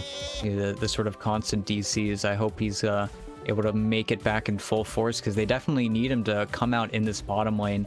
And we already see the sentries blocked up, so he does have to make that sort of long trip for that medium camp. And unlucky for him, it is just going to be an alpha wolf in that camp, so you're not going to see too much aggression coming out with that those early enchant creeps. So he might just be stuck here for a while, just trading with impetus. Which, I mean, it's still going to be a decent bit of damage that he can throw out there, but without the creep, it's just going to be trading damage. It's never really going to result in them, as of right now, having too much of a kill opportunity, although Tingle has gone for the stun up at level 1, so maybe if someone like A gets a little bit too far forward in this lane, they could stun him up, hit him with a slow from the enchant, and maybe that's enough for them to pursue it. But that is going to be reliant upon someone from Infamous sort of stepping pretty far out of position. Thanks a lot. Giant has reconnected, so he is back into the server. Not sure if he's actually ready to go just yet, but it looks like they are. So a couple of short pauses there as Giant's DC'd a couple of times, but he's back in, and we are ready to go, and we'll see just what he can do here with the impetus. He's going to throw it in onto the Bloodseeker for now, just trying to get a little bit of extra damage in, but I don't think that's going to be too much to matter right now. The Bloodseeker is just going to be able to pop those occasional tangos, and he really should be just fine in this lane as he continues to farm. And you do have to be careful though, because once you get level 2, and actually they're just going to go immediately. Yeah, they're fast. Not going to hit up with that blood right, but still, it's the immediate pressure. That was just them pulling the trigger there on the half HP DK. If that blood right did land, he would definitely be in more dire straits. While up top, Ringu low on mana and low on health, as Michael's going to be able to bring him down. Infamous will draw first blood, and back down bot. Tingle, he's on the run. Can actually catch up to him, though. The Bloodseeker's continuing to get those hits in, maybe one or two more to finish the job, and they are going to be able to get it. So you mentioned that they sort of pull the trigger quickly there. That's a combo they can put together really at the drop of a hat. The stun into the Maledict with the blood right underneath it. So if you're the cut in this lane, you need to be ready for that combo at really all times, and they were able to dodge it out the first time, but the second go around, Tingle King does get taken down as the first 2 kills of the game belong to Infamous. Yeah, and it's not just that. If they start struggling in the side lanes, I feel like that's just going to make this mid lane look even worse. And you're going to see Wage have to farm the small camp. He's going to get more points up in that flame guard. There really isn't many other things he can do. You already see KXY pulling ahead in those denies, in those last hits, just because there really is nothing that Wage can do. And that's why I was a little bit worried seeing that they just picked up his hero one phase, I think, sooner than they should have. And again, we've lost our Giant. This is a problem, and Giant now, this is actually even worse. Before he was just DCing in lane, now he's disconnected with the Bloodseeker directly in front of him. So this is a bit of a more high-stakes situation for him, and even once Giant gets back in, I'm not sure he survives this. He could go for the enchant and then try to run, but Wage is not really going to be able to help him. The Flame Guard's already running out of time, so he just throw in a casual sleight of fist, but without the Searing Chains to follow it up, the Bloodseeker's not really going to be deterred. So Giant may very well end up going down here, but what does he really have? He's got a Tango, he's got a Salve, but unless he can create enough separation, I don't think he's going to actually pop that Salve for any extended amount of time. And there's not really much for him to give either, because Inverse, then this is just sort of the team play coming out from Infamous already, as Parker makes the rotation for the bounty rune. Why? Because Wage is running out of options. They know of the advantages and the disadvantages that their lineups are giving to each other, and without this bounty rune, you're going to have to walk back to lane, because now suddenly KXY is pushing in the tower. He's got already a level advantage up on Wage. After a few of these small cramp creeps, it will sort of level out, and we'll see if he gets the chain or another point up in that sleight of fist. But really, Infamous, even though it's 3 minutes into the game, they're already making forcing moves, and just shows sort of the experience of their lineup. Yeah, they are, as of right now, just sort of pushing the cut into whatever position that they want them to be in. And you don't normally sort of make that kind of statement 3 minutes into a game, but this is the power. When you just so clearly sort of outdraft your opponents, it also puts you in a position where you now feel comfortable trying to out-execute them on top of it. And if the cut really can't sort of not turn it around, but can't maybe sort of stabilize and try to stave off some of this early aggression, then life is just going to get unbelievably difficult for them. And at this point, this is starting to get a little bit more concerning. This DC from Giant has kind of lasted a bit longer than the previous 2. So as you mentioned earlier on, we saw a similar issue for Giant's internet connection in one of the cut's sort of previous matches. So that was, I believe, what, a day or 2 ago? But if Giant's still unable to sort of maintain a stable connection here, this is going to get a little bit rough for them. But until we hear something from the admin, we don't really have to worry too much about actual pause time. So in the meantime, just Godspeed to Giant. Hope he can get back in here as quickly as possible, and we can get this one back underway, because right now it's looking like Infamous are really just straight up controlling the game. All 3 of their cores at the top here in terms of the last hit count. They've got 2 kills on the board, so they've got kills, they've got control of most of these lanes, and they've got the lineup that looks stronger than what their opponents have put together. So it looks a little grim already, but the cut will have plenty of time to try and sort of get this one back in, assuming Giant actually does return in time. Well, the only reason I remember Giant having those issues before is that that's the only time I think I've ever seen an admin give up the, you only have this much time remaining, you have 15 minutes of time, whatever, allotted to you, be a little bit careful here. And Giant has reloaded into the server, so hopefully maybe a quick PC restart, maybe a router reset, all of his issues should hopefully be done here, as the game will just get underway, and we'll see if he does fall to Parker here. There's going to be that enchant coming through. Parker, Bloodright thrown down. I don't think Giant makes it out. It's only level 1 though, but that's actually still enough damage. Okay. Giant could not get himself away. Parker's able to find the kill, his second of the match, and well, welcome back, Giant. Now you're dead. So that's always fun. Meanwhile, down bot, Tingle trying to get aggressive onto A. He's not really going to be able to find that kill. The Dragon Tail wasn't nice at the start, but At this point, you're not playing DK, you're level 3. He doesn't have any actual significant damage beyond that stun. Yeah, and really, he does need to be a little bit careful on the Bloodseeker because now he was able to get that sentry down. He has a Hellbear Smasher. Unfortunately, he did miss the clap just there, but Parker is just going to take these creeps under tower. There isn't much that Giant can do except try to throw a little bit harassed. This creep is very tanky, but again, you don't really want to lose it either. You could have it for another 35 seconds. It is one of the better creeps you could have, so they're starting to get a little dive here. Yeah, Tingle's going to just push in underneath. And nice juke from A, but yeah. He does still get spotted. The Blood Right comes out, but again, level 1 Blood Right. It was enough to kill Giant before, but it's not enough to dissuade them this time around as A goes down, but Michael was able to find a kill onto Pingu elsewhere on the map. He rotates mid as well to try and get in onto Wade, but they're not quite able to spring the trap there. But that is still going to turn that into a bit of a 1-for-1 on the supports across the map. Yeah, and he's just trying to do his best. Pingu, being a strength hero or a strength 5 versus Mariano, if you ever get out of position, if the arrow connects on you as opposed to Scourge or a ranged creep, things can really get dicey for the Abaddon, especially not having up that Curse of Avernus. We're not seeing that Abaddon where you get that move early, try to get those stacks and play up in his face, where it feels like Pingu playing versus the Mirana is trying to just give Scourge the easiest 50-50 of his life, but it does come at the cost of his own life. And now Michael took a trip back to the base, healing up, grabbing some items. He will return now, so the threat of that arrow is in once again as Mariano. Okay, that's a bit of a deep one there, getting underneath the tower. Lucent Beam will be there to stun him up, but not much else. He really doesn't have to be too afraid as A gonna get taken down the bottom lane. Tingle King though should be falling in exchange. Parker able to make that trade happen. Does he go in onto Giant? No, he's gonna back off after that point. He got the kill he wanted really, so no need to get too greedy on that one. So Giant gotta get himself out of that Blood Right. We'll be able to walk away, but Parker, this is getting a little bit risky. That impetus is gonna drop him low. Does he actually win this? No. You did your best.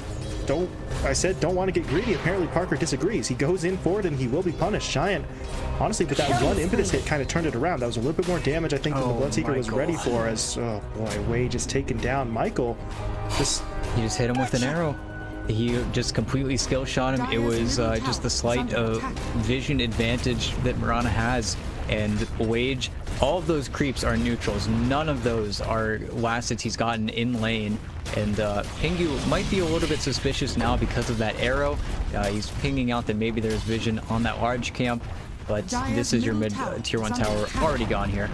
Tower already taken, so this was already a hard enough sort of situation for Wage. Now he doesn't even have that middle lane to return to, even if he wanted to, which I'm not entirely sure he really wants to spend much time down in that lane anymore anyway, but he gets killed off. He loses his tower. His last hit count is still not quite where you would sort of like it to be in comparison to that Huskar. So what does he really do to try and catch up here? He was looking to farm up in the jungle before, but that's how he ended up running into the Mirana. So you don't have too many options that are really going to keep you safe, as down bot there's a bit of a trio coming in here as the Abba has made his way over, but they absolutely see him. This Ogward spots Pingu out, so A is not really as sneaky as he wants to be, but A is going to get jumped in on. Tingle, though, does get hit up by the Rupture into the Maledict. Michael now TP's for well, so Tingle, I do not know if he survives this one.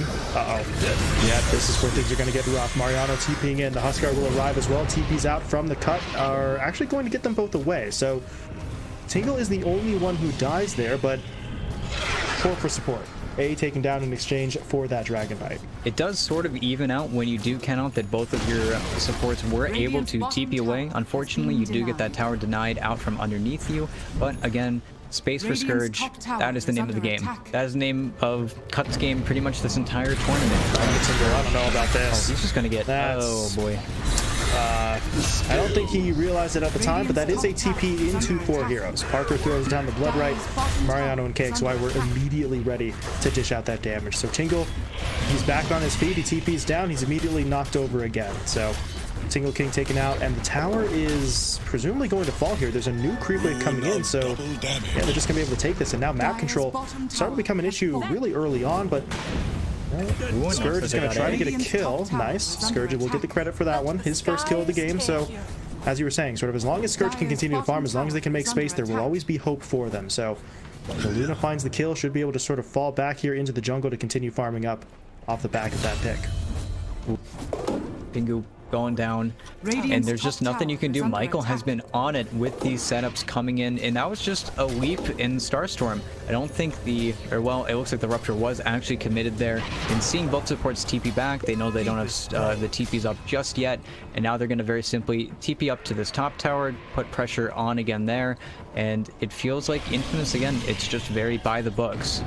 Yeah, this is really the perfect way that you want to play this. You get aggressive early, you find those first couple of kills, you get your opponents on the back foot, and then it's just going to be tower pushes until they're through all of these tier 1s, and at that point the Cut are going to have to make some serious decisions about who farms where, and basically who gets, or whose farm sort of gets sacrificed in this situation, because Scourge has to farm, but you can no longer really safely do so in the lane, so he's going to be rotating through the jungle, but at this point they don't have enough space available for the other cores to sort of keep pace. So someone's going to have to lag behind right now. Not entirely sure who it will be, but Dire's top we'll tower see what the Cut is decide under later on. For now though, Mariano middle farming up in the tower is bottom under lane, his attack. teammates pushing out for that tier 1 tower top, so they should be able to claim this. There is a glyph available for the Cut. It will be refreshed if this tier 1 goes down, so they may as well commit it, but at the same time, the Cut themselves are looking for a tower, pushing onto the tier 1 tower mid.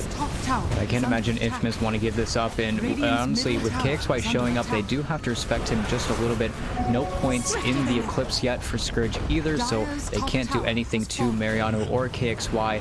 And KXY... Arrow. Oh, the arrow on Wage. They're on to Wage. His Remnant's right there, too. Oh, no. The Maledict would have killed him off anyway, but it's KXY who gets the kill. That sucks for the Cut.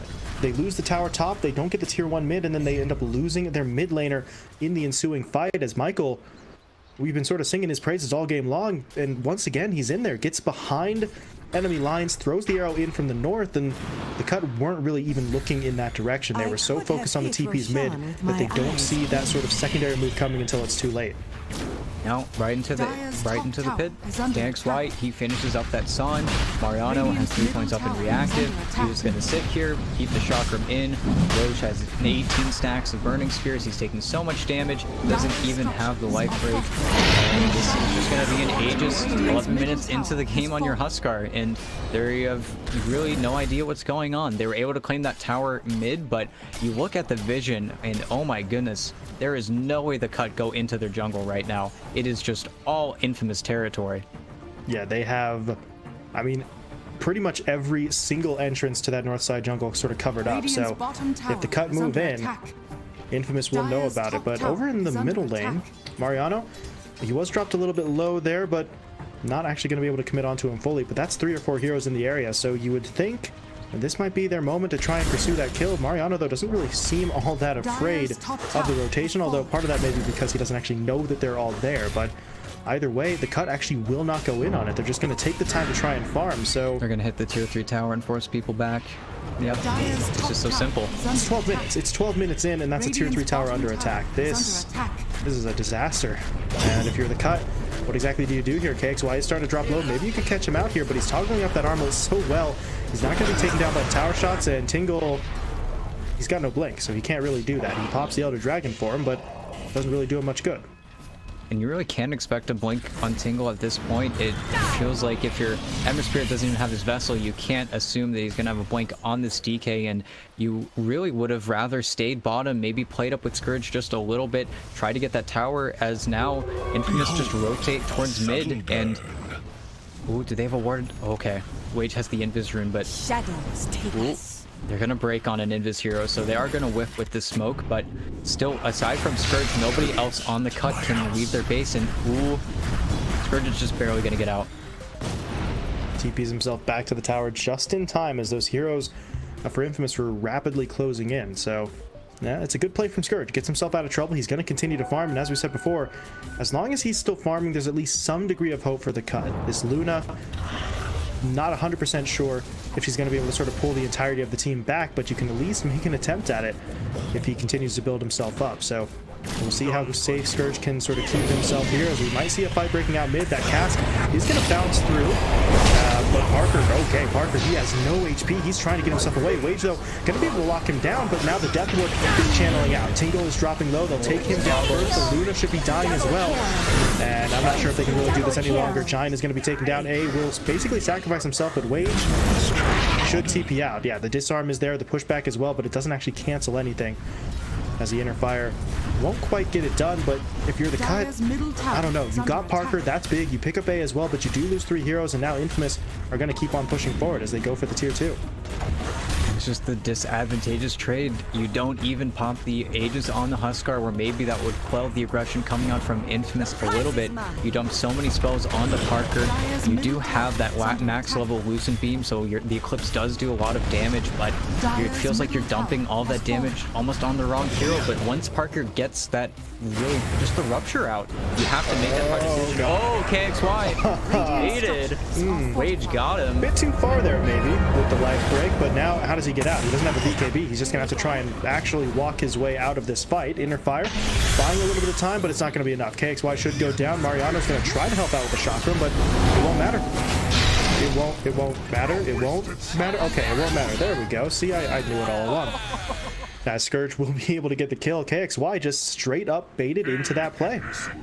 Yeah, and Infamous, they are very polite. They're not going to tip their teammate. I would have tipped my teammate there. That's a little bit funny. Baited in by the Ember Spirit Remnant. And a little bit of space now granted to them, as Scourge will hopefully be able to finish up that Manta style before we're going to see another pretty heavy stacked push. And without the Aegis, the Huskar does need to play slightly differently. We will see him queue up that BKB now, but once he gets that BKB, you're sort of SOL on the cut side. You really need a little bit more. You need to find some timing, whether or not that's the Scotty coming out from Scourge or just the BKB, so that way you can sit there and man up on him, because that disarm is really quite obnoxious and you're not going to be able to get the majority of your damage out. So it really feels like KXY is still, even though it's a funny death, it doesn't feel like much is really going to change for the Infamous side. That's going to need to happen at least once or twice. Yeah, I mean, it's unfortunate, it's a slight setback, but that's not the sort of pivot point for the cut. They've still got a lot of work to do to try and get themselves back into it, but yeah, as you said, it was funny, that's for sure. But KXY, he's looking to make up for it here as he pushes his way to the east side jungle. Not going to run into any heroes, but he is going to just take away these Ancients, so they continue to sort of steal farming opportunities from the cut's heroes. And I mean, this Luna is still building up. Scourge remains in that sort of top 3, but I mentioned it before, someone on the cut other than the Luna is going to have their farming priority effectively sacrificed, and we do see both Wage and Tingle King really starting to fall behind the other cores. And we do see the Spirit Vessel finally finished up by that Ember Spirit. Hopefully we'll see the blink coming up from Tingle King pretty soon here. But at the same time, Infamous, very low risk, just taking these tier 2 towers. The outer towers, it's pretty much impossible for the cut to defend. If they stick their necks out a little bit too far, they're just a little bit too immobile on that DK and the Luna, so those cores would assuredly die if they did try to get set up. And while you are able to finish that Manta style top on Scourge, it feels like the 5-man of Infamous are just kind of able to walk around at this point. Wage, no way. Hit him by the arrow into the blood right there. Got him. Well done. That. Yeah. Oh, Wage just walks into that one, unfortunately. Too far forward in the middle lane. Didn't realize that the heroes were sort of collapsing around him. And once that combo starts, there's no getting out of it. The arrow is going to connect unless Michael massively messes that up. So they've got the stun combo, and Wage just, I guess, sort of lulled into a false sense of security, thinking he was just going to be able to sort of remnant his way out. And now you see the Infamous heroes. They're going again with another smoke. They have Greaves on the Timber Saw now, working on that S&Y by Parker. And even if they don't find anything here, you're sort of forcing the enemy team back into their base. And while you're able to capture that tower top, Scourge is getting a little bit more gold up until he gets this BKB. There's no way he's going to TP back for a fight unless they really are diving hard. even though he is the most important hero on his team, he really supplies the most damage out of anyone. Wage really is just there to stop them from healing with that 45% reduction. That's really it. Aside from that, it just feels like this Ember Spirit isn't really able to have an impact yet. There hasn't really been any plays for him on the Mirana or the Witch Doctor. He has to be terrified of the Mirana because of that Yule's catching him out before, and it could very well just happen again. So comes Michael. Radiant's They see top Scourge. tower My is Shadow under gets attack. him in. They're going to go on to Pingu first, though. So that would presumably be the easier kill, but they have to get through the borrowed time. But Pingu looking to TP out. The paralyzing cast, though, will cancel that. And yeah, the Sap is dead. Pingu will be taken down, but his death does at least get Scourge away, or maybe it doesn't. Mariano is actually going to spot him out. No BKB yet for the Luna, and there's TPs in onto the outpost. He's going to make his way forward. KXY actually gets picked off there in the bottom lane, but Scourge is still in trouble. The Rupture is going to be deployed here. Look for the TP, but that arrow is there to cancel it, and Scourge will be taken down. So the kill on the KXY, it is going to be insanely valuable for the cut. The problem is, really the primary beneficiary of it would have been the Luna, and she's busy getting picked off elsewhere on the map. And just a really nice ward coming in again from Infamous, spotting out that Luna's rotation, seeing her take the long walk. Even though he did TP away before, it just wasn't good enough. And now Parker is really the one that's going to be picking up a little bit of speed. And of course, Huskar dives bottom. He had a nifty play where he was able to purge off that Spirit Vessel. There are going to be some more Spirit Vessel charges given to Wage, but are you going to really try on Mariano here? He doesn't have Greaves. This is a rough kill for them either way, though, even with the Spirit Vessel in place. And now okay, he's just going to put a stop to that. Throws out the cask. Tingle King can't chase, and Mariano walks away. So that, I don't know, that felt optimistic. Maybe they could have gotten it, but Mariano's probably the hardest kill for them to get on the map, even with those Greaves unavailable to him. And with Roche respawning in 1:30, unfortunately did get the longest timer. It could have been a sub 20-minute second Roche, but instead they will get it respawning around that 21-minute mark. And yeah, we see a smoke up from the cut. They want to make a play, I think, with this Tingle King Blink. They haven't really been able to get anything going in that respect. And with the Spirit Vessel, they are able to do a little bit more damage, but they don't want to start a Mariano. Much easier target to get the Searing Chains in onto the Mirana as well. So Michael's just gonna have to leap, but he immediately gets hit by the Lucent Beam. Scourge is gonna be able to pick up the double kill, and now Wage wants in even further, but Mariano's really not a great target for him. He's just gonna be able to walk away. KXY though, well, I want to be careful here. He's gonna go for it. BKB activated. He's looking for the damage onto the Luna. Can Scourge get away? No, he can't, but excuse me. Yeah, he's turning around rather, not looking for the retreat, but rather the fight as he pops the Eclipse. Parker's actually the one who was forced to fall back. He does get away, but that means KXY was stuck in the middle of that. So Scourge will fall, but they trade him out for more, and Mariano is actually going to get set up here as well. Tingle blinks in, goes for the Dragon Tail, but now with ATPing onto the tower, DK doesn't really want to be here any longer. He's going to try to fall back. Mariano is thinking about chasing after him. Michael is going to rotate into position as well. He gets down the Eul Scepter. The arrow is going to come out, but it's a pretty short range one, so the stun doesn't last very long. But now in with that Death Ward, Tingle King will be dropped. There we go, eventually, as Michael gets the kill, and now Giant too. they're in on to even more. Giant's going to get run down. The Bloodseeker will just keep this one going. Starstorm actually going to come out as well. Giant not dead just yet. He's not going to be able to get out of the Blood right, though, but he looks for the TP, and there's no way for the Bloodseeker to cancel, but oh my god, that... I think that was back-to-back procs. Is under attack. Yeah, just proc city, and they just do so much damage. And while you are still trading on KXY, now the Roshan has respawned. There's no way the cut can really respond to this. Scourge, those two deaths really set him back. Getting traded out like that, they're gonna wait, just walk over there now with the Huskar. This is gonna be Cheese, this is gonna be the Shard, this is gonna be the Aegis again on the Huskar, and then he can just go wild. He doesn't need to worry about losing that life, or at least not losing it without taking something from the cut in return. And now you need to look for those BKBs. You need that timing. You need a little bit more damage. And really only Scourge is sort of nearing in on it. You're not going to see that BKB coming out from Tingle King. And that's where it feels like Infamous are just going to sort of run them down. I don't really know how to take the fight once Parker gets his BKB either. Once the Bloodseeker is fearless, there really is nothing that can stop him this game. Yeah, this is just going to be too much for them to handle. He's got a Cheese, he's got the Aghanim Shard upgrade for the Blood Rage, and he'll have a BKB. So he's just going to be going at full speed, right into the Cut's lineup, into anyone who sort of steps in his path, and the Cut really aren't going to be able to defend themselves against that. Now Scourge, You do not want to be here. Michael's going to try to set him up as that TP. Yeah, that's not working. Eul Scepter is there to cancel it out, and Scourge, he's just straight up dead. There's nothing he can do here. He's going to try to get a kill onto Michael in exchange, but he's not even going to get that. Yeah, and again, it's Scourge trying to find the farm in basically the riskiest part of the map. He and Tingle King would love to switch spots, especially because Tingle King has that Blink Dagger. He might be able to survive a few more situations, but it's just so simple.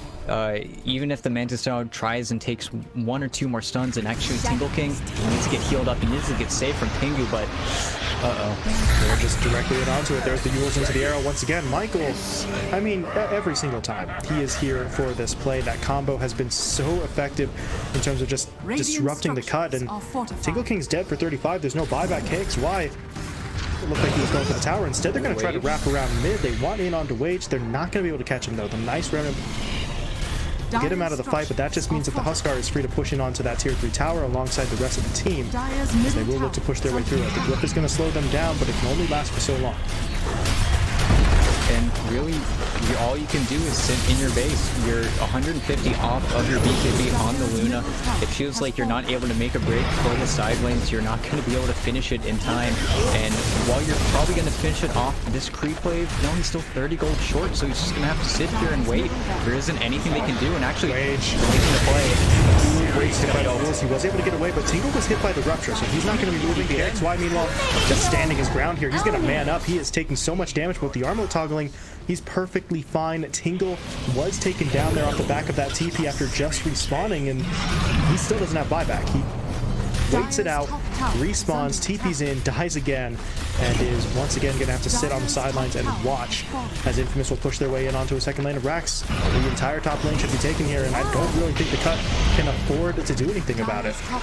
And you finally have that BKB on the Luna, but that's it. Really, unless you have this DK stun, you don't have the control. They're chopping the cheese on the ground. They're just playing with it. Oh, they use it out. Nice. Okay. Turning around for the Eclipse. How much damage will this do, though? It's too spread out. KXY is just going to push in once again, dishing out all that damage with the Burning Spears. It's not enough to actually finish anybody, but reinforcements for the cut are already sort of getting rid of the way at, but they're all still alive. They're going to hold their ground, but Infamous are still in the base, and they're still looking for another lane of Rax. They want the Megas here, and at this point, the cut, I don't really think they can afford to sort of sit back and watch this time. At Parker, yeah, did it again. First time around was already uncomfortable, but okay, KXY, he just jumped in there. He is dropping low, but he's still not dead. They haven't even burned through the Aegis and Scourge. Scourge, somebody needs to help him. There's no one there. Pingu can't actually save his teammate. The Aphotic Shield and Mistcoil were both available. They don't use either one of them onto the Luna. And Scourge is just straight up dead. He doesn't have buyback, but Pingu has his. I just don't know really how effective it's going to be with all of his teammates dying around him, as Tingle King will be taken down, and that's going to be the GG. Yeah, GG called. After he had to use that BKB, there's really nothing that Scourge can do. He can't walk up to the wave. They've just run out of time. And that's the first time in a while that I've seen this last pick sort of have as much of an effect on the game as it did this time around, because it really just sort of spelled defeat for the cut. And I don't know if it's just a little bit of a lapse in judgment or not thinking about the matchup.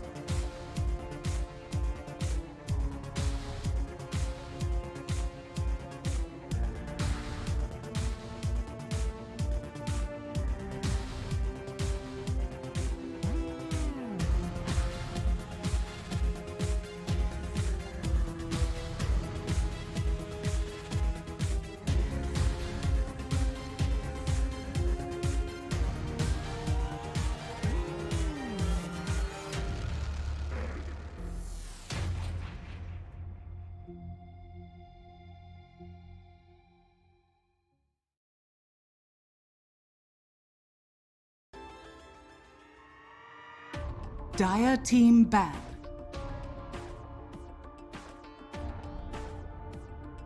Radiant team ban.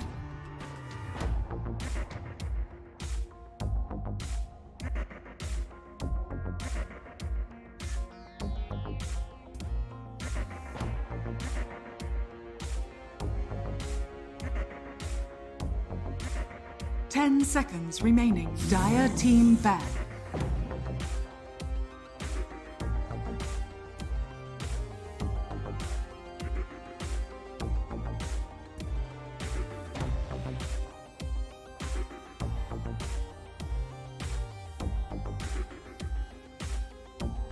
Seconds remaining.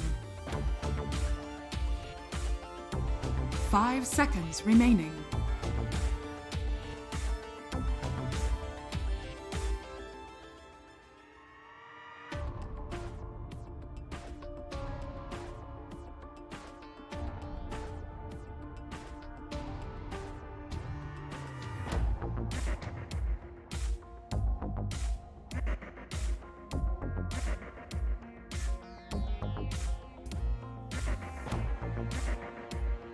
Radiant team ban.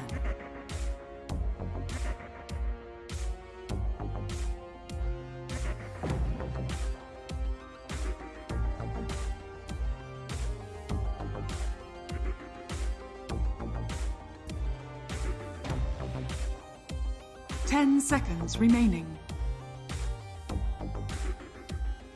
5 seconds remaining.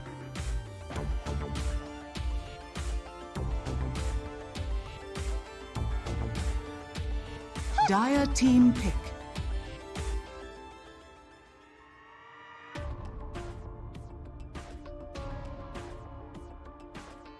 Radiant team pick.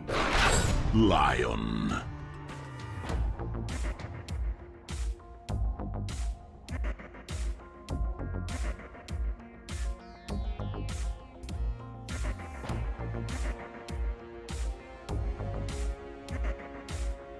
Seconds remaining.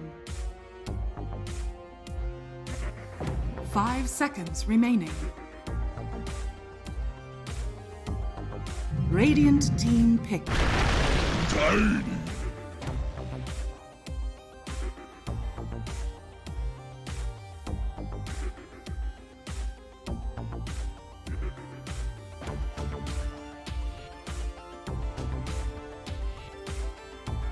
10 seconds remaining. 5 seconds remaining.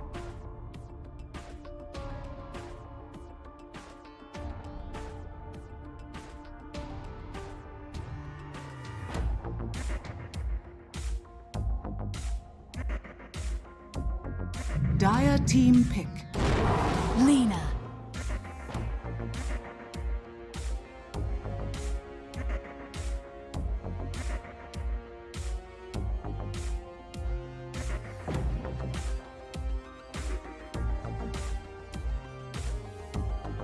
Seconds. Dire team ban. Juggernaut. Radiant team ban.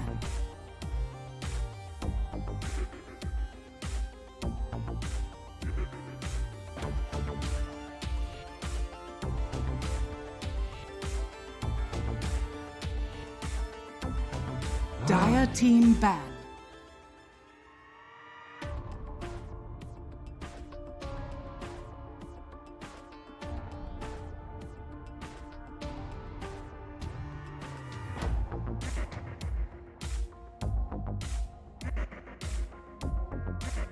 Radiant team ban.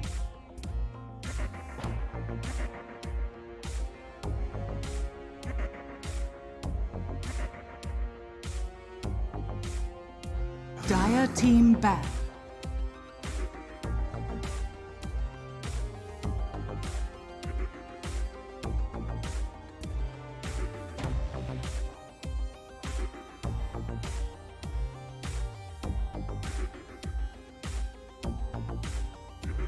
Seconds remaining. 5 seconds remaining. Radiant team ban.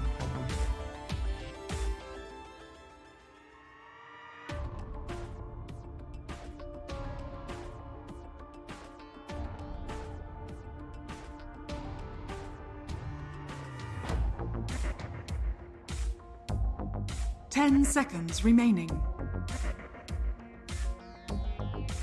5 seconds remaining.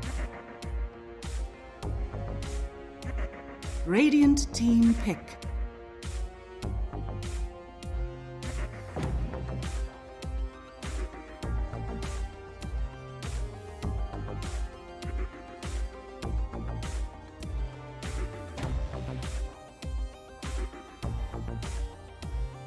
Seconds remaining. 5 seconds remaining.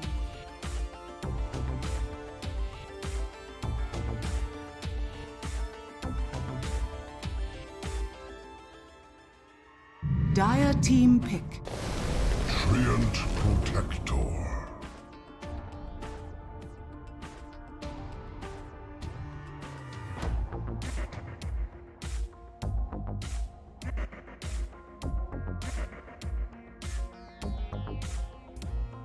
Seconds remaining.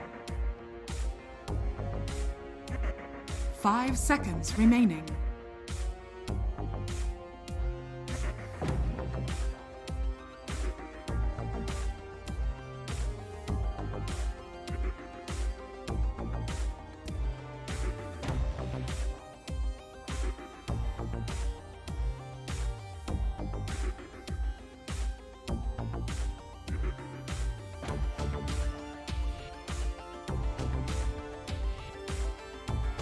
Radiant team pick.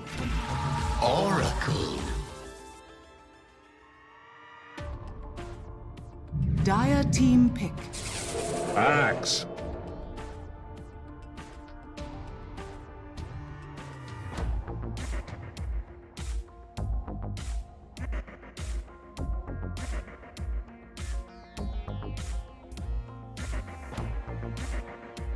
Seconds remaining.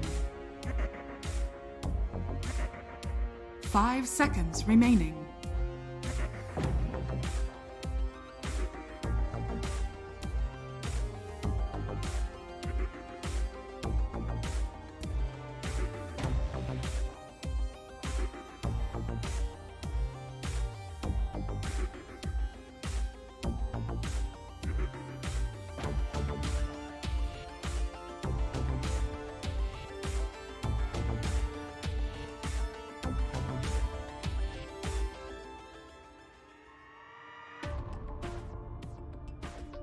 Dire team ban.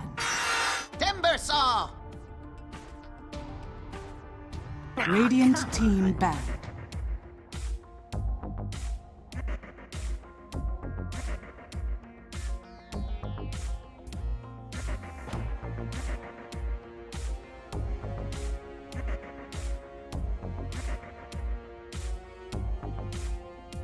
Seconds remaining.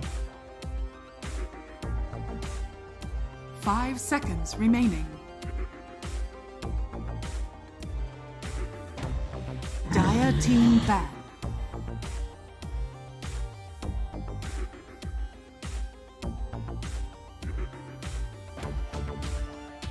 You're going up against what? A Radiant lion, team magic damage, oracle, magic damage, timbersaw. I mean, it's pure damage, but it's still a little bit magical when you're not hitting those trees. And Juggernaut early on as well, it's just going to be the Blade Fury doing the majority of it. So I think just getting the hood into a blink might be the way to go here for Marvel.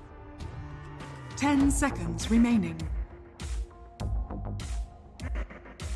5 seconds remaining. Mm-hmm.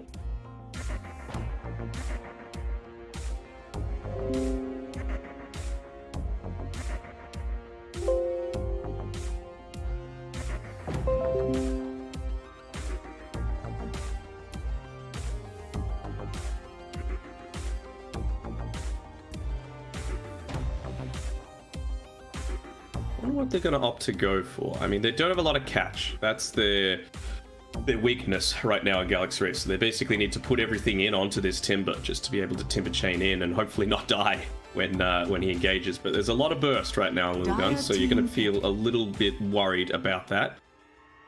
So, well, the Ember Spirit's already taken out of the pool. Puck's taken out of the pool, but Storm, Void, they're still capable for Galaxy Racer. I felt like, you know, if they weren't lacking that, the Kunkka wouldn't have been too bad. against 10 this tiny. seconds remaining. Low armor early on. I was even possibly thinking of the Timber Saw just straight up going mid, right? Because against the tiny, sure, you don't have a lot of trees to be able to chain to, but tiny's not going to have an easy time either. So just I don't know about that when they don't have that level of initiation, unless they might like go a centaur.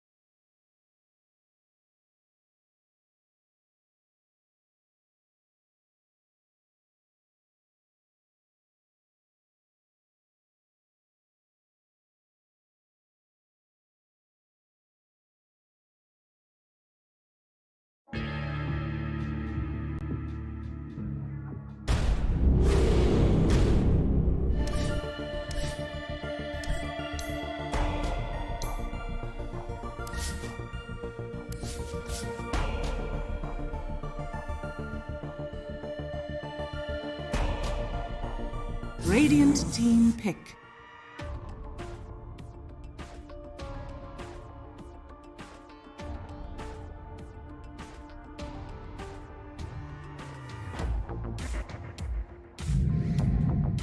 I want to see Ursa. Drow Ranger. Choose Drow. your hero. All right. Yep, again, no catch. So why not? And yeah, it's going to be still Sanctity mid on the tiny. So I'm not crazy about that. I was kind of feeling the Ursa a little bit more than the Drow Ranger, but Drow, still a fine enough pick.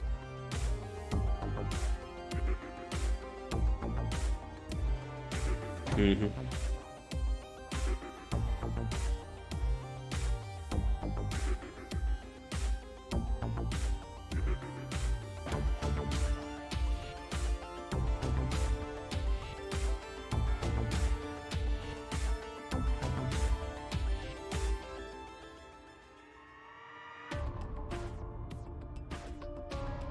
Yeah. Hell, even just the Blink Dagger on its own, right? Like, you obviously got to want to go for the Drow Ranger, but I feel like you take out even Hishki, who's going to be pretty squishy early on. That's going to be quite key. I'm not sure if you are going to want to pop the Omni Slash for that, but you might need to, considering you're going up against this Marvel Axe. So especially once the Blink Dagger is up for the for Marvel's hero, you're going to need to play... You're going to need to give up a little bit more to get the good start to these team fights that you need, right? You can't just spin. You can't just right-click, because blink, call, turnaround, burst potential, you could be going down on your position 1 hero. So, Lilgun, they've got a decent draft here. I would have rather had the Lina in the mid lane, just because they have gone for the Kunkka mid. So, like, you're going to have a rougher time, I feel, for Sanctity here than he probably needed to. I want Prepare for battle. I love that Oracle voice line. I almost I trust want you. to die. Thanks, guys. Thanks a lot. Yeah, but he's an Oracle, you know. Straight to the bottom with you.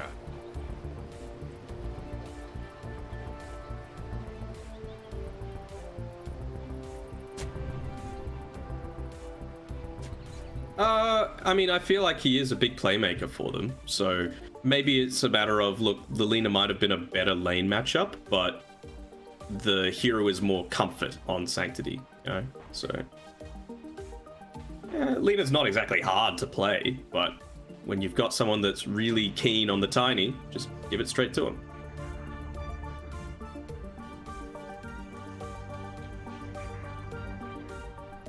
I almost trust you.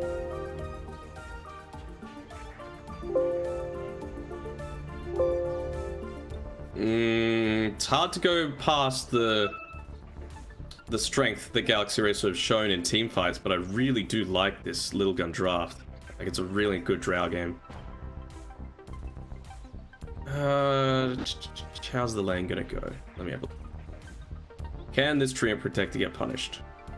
You actually can super early on, but give me a sec. I'm gonna have to look at all these lanes and some of these items as well, because Hishki, he's gone into the fluffy hat, doesn't have that that boots of speed that you might need to try and get the creep pulls going off super early on. You've got a decent amount of kill potential with the Oracle and the Juggernaut, so a bit worried. I'm just gonna go out on a limb. I'll say Lilgun. I like this drow pick a lot, but laning stage results, that'll make a big difference.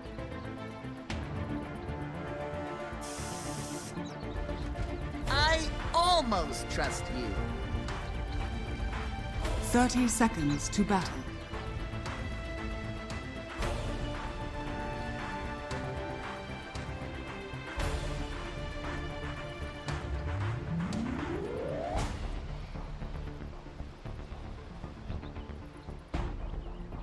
Rolling out.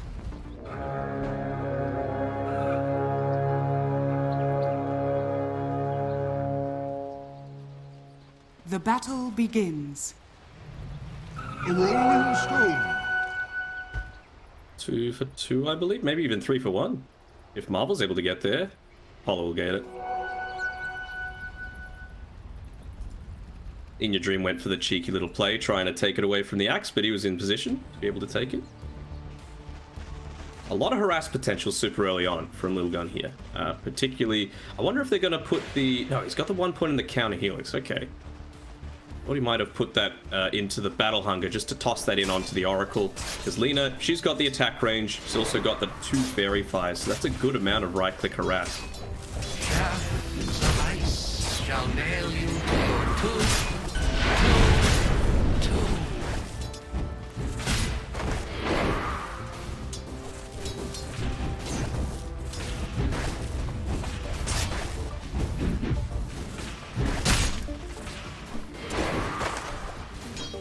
Thanks, guys. Thanks a lot. You're all washed up. Sure. It can be the value to get 1 point into the Battle Hunger, though, considering it only is 50 mana, whereas you've got a nice double stun already coming from Mishki, whereas it's 100 on this Oracle. So, you know, he's got the mangoes to be able to sustain his mana pool, but you want to have those available for that level 3 mark when you're trying to harass out with the Purifying Flames.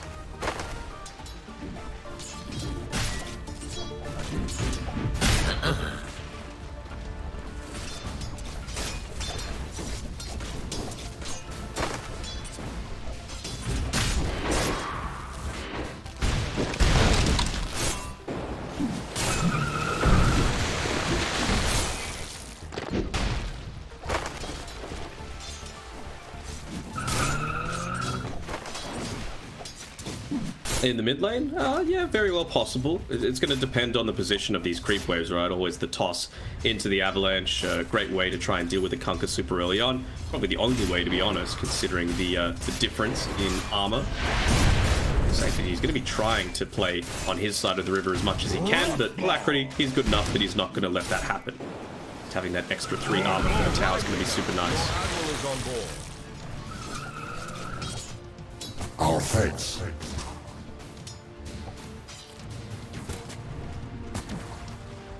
Now.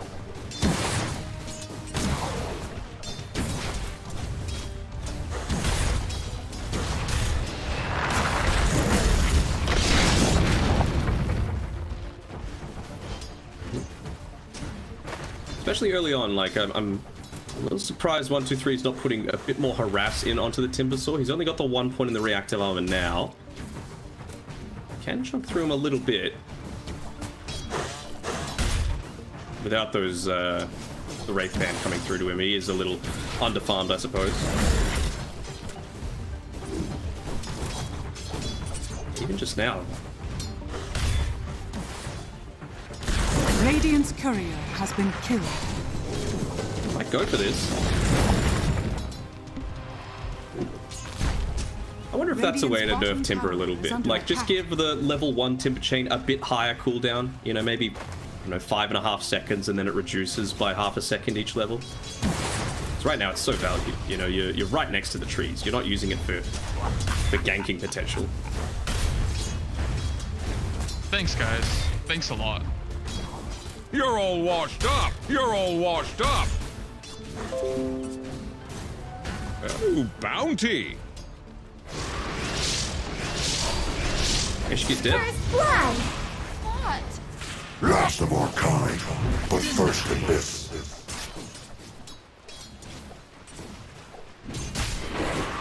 Yeah, I mean, Marvel's already level 4, which is nice. He's missing a few of these last hits due to some unlucky spins, but you can just see Paulson, he's just been able to keep his mana. He hasn't been forced to spam out that Fortune's End onto people, and they actually killed. Transfigures. What?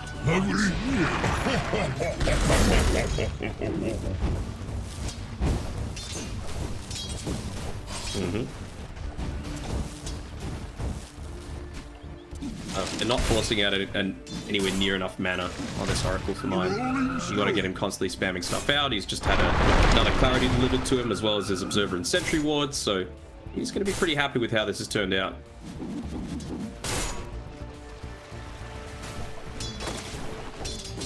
Just got some cheeky body blocks as well. Just saying, no, you're not farming my jungle. Actually goes and blocks up his own small camp to make sure that the Axe is bullied out of the lane entirely, considering they know that Hishki TP down towards that bottom side. Could they get a kill onto Alacrity though? Chaining the stuns a little bit. Step lively now. Your admiral is on board.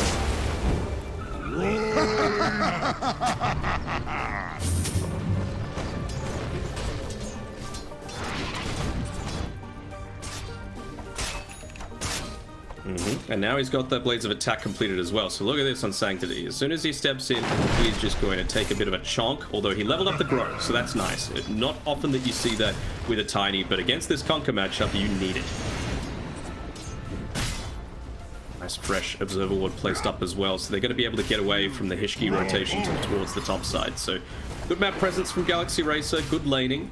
Pops a couple of those mangoes as well, so they're keen to try and make some action happen. Maybe waiting for the level 5 on In Your Dream. He's just a creep away. Even getting a bit of luck with the runes as well. Alacrity having the haste. He's going to move down, considering the wave is already pushed into the tower with the siege creeps, so Sanctity can't leave the lane just yet. Go.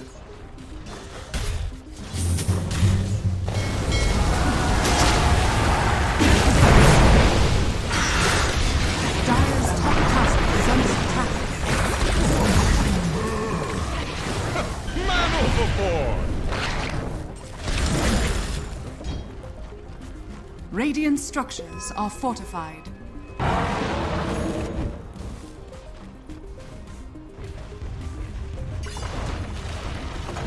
Yeah, it was a bit of a late rotation as well. You know, he dealt with the siege creep, but he still just stayed in the lane, wanting to get that last hit.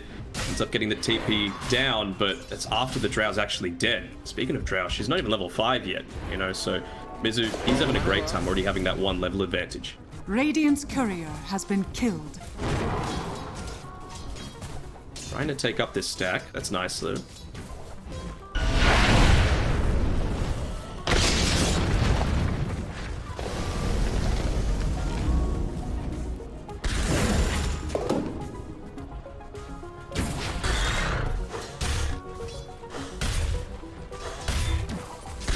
Thanks, guys. At least Marvel's farming. You know, he's got his Vanguard, which I'm not sure if that's the way I would look to go, although they haven't really maxed out the living armor on the Treant Protector, so it's always going to be a little bit difficult.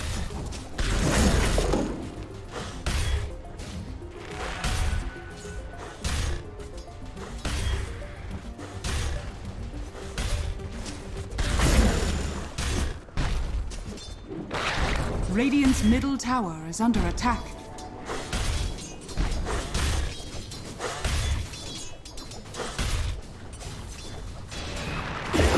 Radiant's top tower is under attack.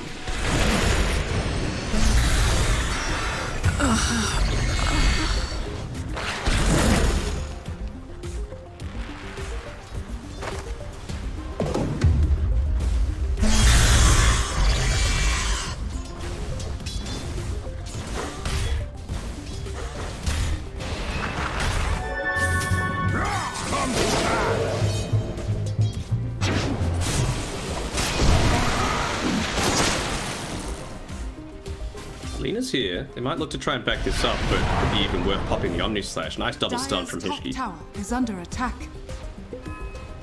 It's kind of like why, Radiant's like, bottom the Drow tower is is under okay, attack. but you need to be on point with the rotations to be able to protect it. And speaking of those rotations, it's coming through from Marvel. Could they catch out Mizu here? The increased speed from the Battle Hunger. Dire's middle tower is under attack.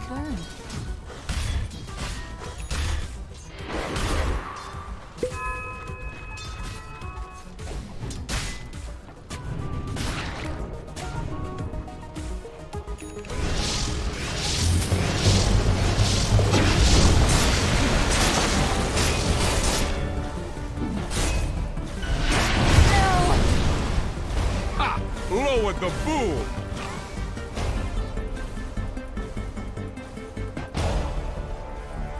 Radiant's top tower is under attack.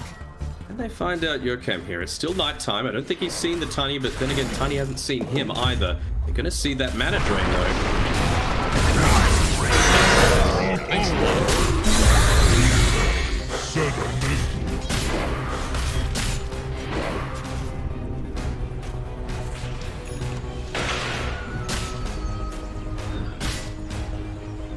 A little low on the mana pool and the HP here for Mizu, so he has to be careful about popping that Soul Ring.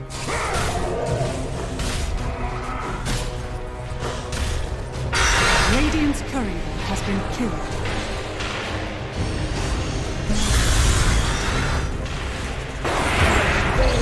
Battle! You fought to tame the lion.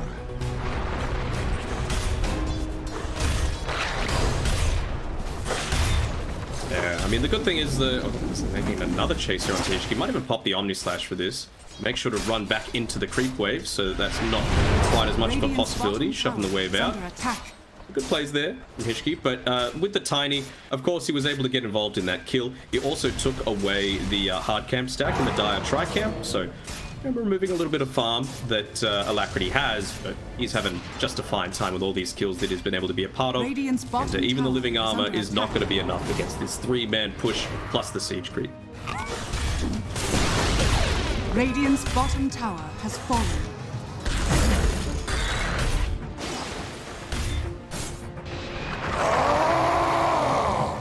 Thanks, guys. Thanks a lot.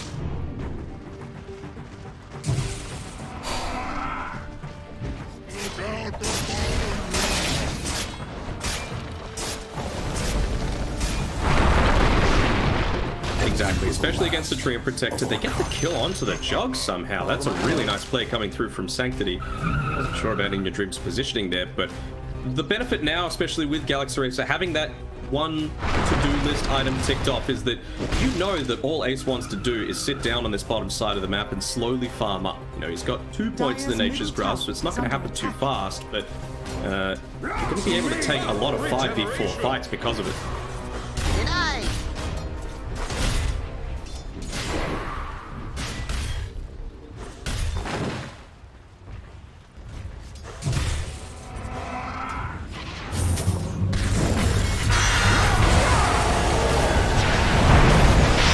Can they burst? They do.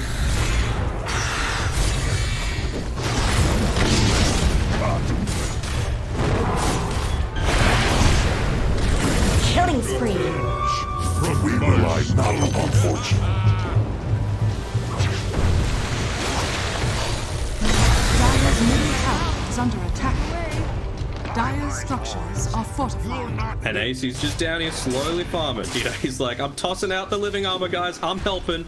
But unfortunately, not enough when you're diving a tier 1 tower. Just so Dire's much, middle tower is so much under information provided, so much extra damage as well, and some damage mitigation for your own team as well. So they were on point with the right target to go for with Paulson, but yeah, not enough follow-up. It was a 4v3. I'll take that. Radiant's top tower is under attack.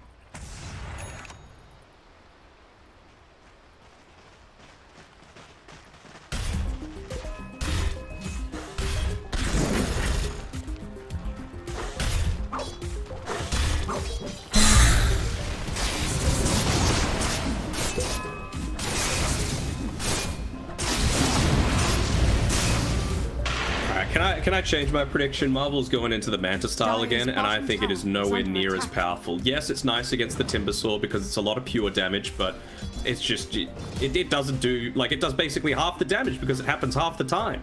It went from 10% to 5.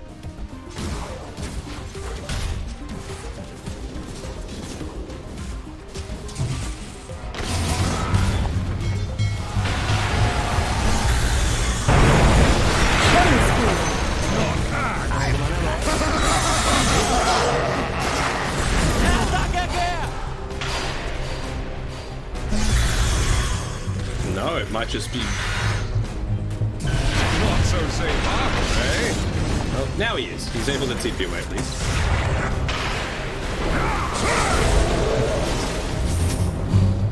X mark again. Dire's middle tower is under attack. Own it! Radiant's top tower is under attack. Another one. 1, 2, 3's dead. Back to 4. Own it! None is Going burned. for my chest. And Ace has literally just been standing, well, he's moving now, but he was standing trying to cosplay as a tree for the past, it feels like 40 seconds. You know, he wasn't able to be part of that team fight. He had his overgrowth and rotated to the lane, but he just didn't do anything. He's not pushing it forward. It's a little bit odd, to be honest. Radiant's middle tower is under attack. Radiant's middle tower has fallen. Alright, but Link's up. Radiant's middle tower is under attack.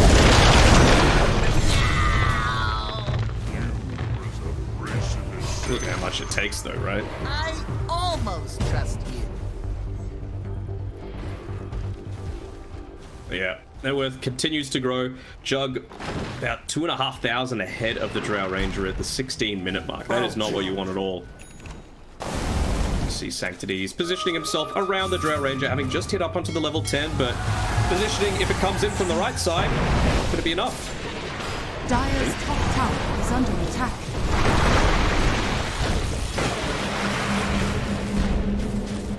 Dire's top tower has fallen.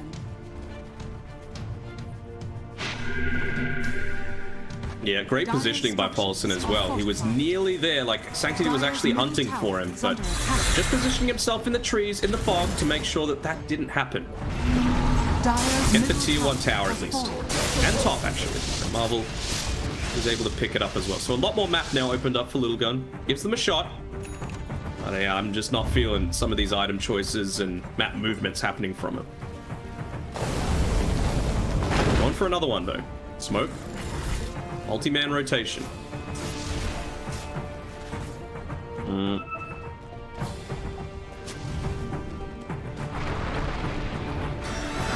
Yeah, and that's a much better target. Boys are coming. Get some. Radiant's middle tower is under attack.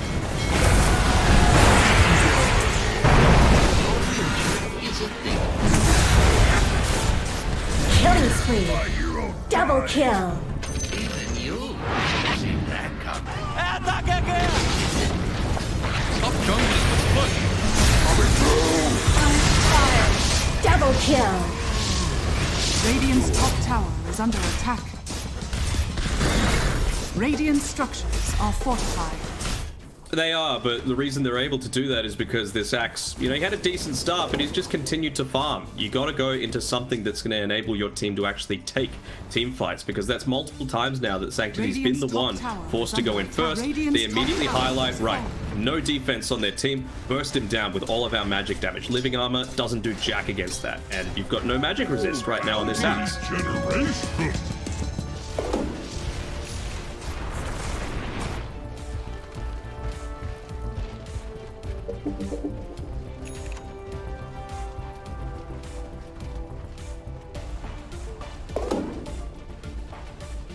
Radiant's top tower is under attack.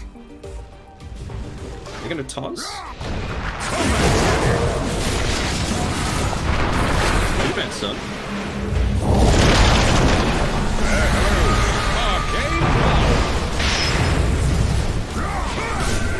Dominating. Own it.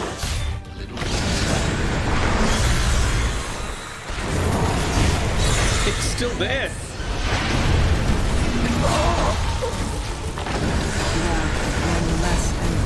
This is kind of low.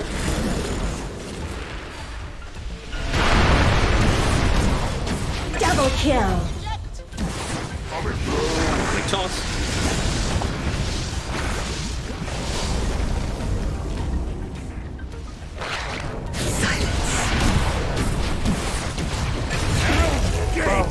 Swing wide. Well, it's a nice little team fight going Lilgun's way. It was, you know, off the back of Sanctity, that deep observer ward doing them a lot of work, making sure that they were able to catch him out, separate him from the rest of his team, because, you know, if you could do that, if you could make the false promise not quite as impactful, it came towards the end where a lot of the damage was able to be bursted out before the run buff happened. You can start to win some team fights, and well, that's going to go a long way towards Marvel, you know, getting some space, trying to farm up this Manta. I'm still not crazy about it, Ares. It's it feels just way too greedy for me.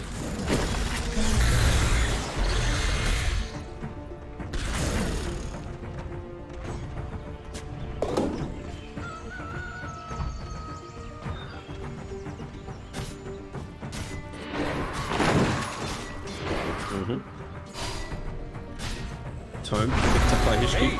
Oh, they found. It's Hollow, that's the one.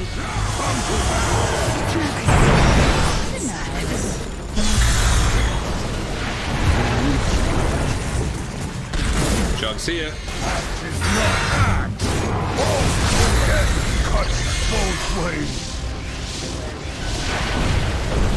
Connects.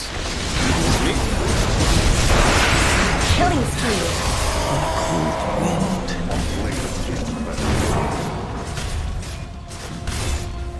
Radiant's Yeah, I mean, structures are fortified. I oftentimes don't want Radiant's middle tower to, is you know, under attack. point a finger at someone. 4-man's done, though. Another core. Be careful, don't go too far forward. That X-Marks is Radiant's middle available. tower is under attack. Oh, Hishki. Alright, see you later, buddy. Yeah, Marvel, his itemization is not in. He's even, I was about to say, TPing into 4? I don't know about that one, Chief, but... Alright, he's finally changed up. He's going into the Blink Dagger. Good. I want to see just even a casual cloak. Casual cloak, I'm totally cool with. You're going to be able to withstand a lot of what Oracle can do, what the Kunker's doing, what the Lion's doing, what the Timber's doing. I'm going to need to see it. You'll have to come after the Blink Dagger, though.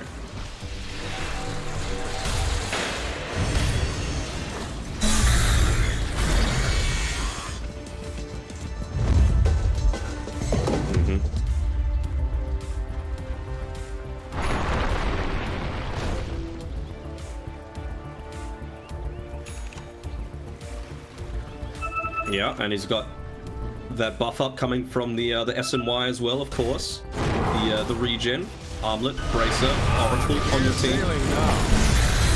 He is dead. Killing spree. Own it. Structures are fortified. It's okay. He needs his level 15 though. That plus 10 agi bonus is going to be quite nice. Radiant's bottom tower is under attack. Dire's top tower is under attack.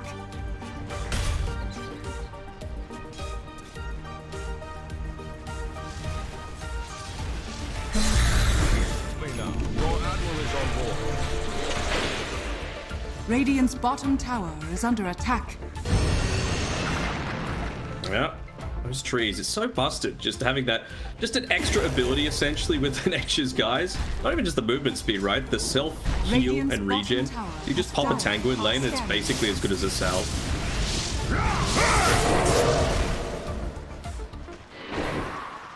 It's got the blink. Yeah, it's been revealed though now, so... Well, all that time waiting for not much. And he's going into the BKB next. Need to see the cloak. I need it. Dire's top tower Even is hell, under like, attack. he's holding on to this Boots of Speed windlace. I know it's not super ideal now at this stage of the game, but just finish up your Tranquils, you know? Gives you a little bit of that extra movement speed that you might need to catch someone out in the gang. Even if it's disabled, it doesn't actually, like, make your movement speed worse than Brown Boots like it used to. And you've essentially just got a windlace in your backpack now. Radiant are scanning.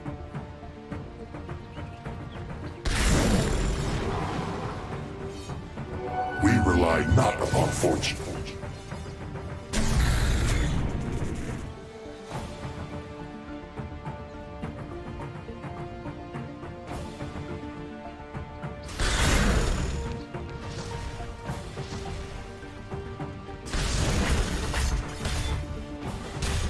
I wonder if they've changed their target priority a little bit here, just with how Sanctity is building. He's looking to scale immediately into doing right-click damage. Not holding that Fairy Strength anymore. He's given that over to Hishki, who right now is holding the Pillow Stone, but you know, even just with his talents, he's gone into the Trigger unit bonus damage. So he wants to be able to burst someone down, which means it's probably not going to be Mizu. Have a smoke for this wrap rotation here by Lilgun. They're lucky that they're not underneath an observer ward, but place their own down.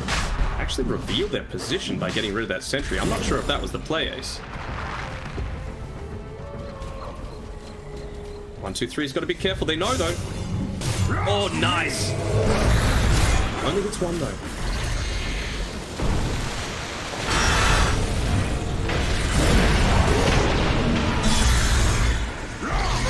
Dominating. Owning. Killing spree.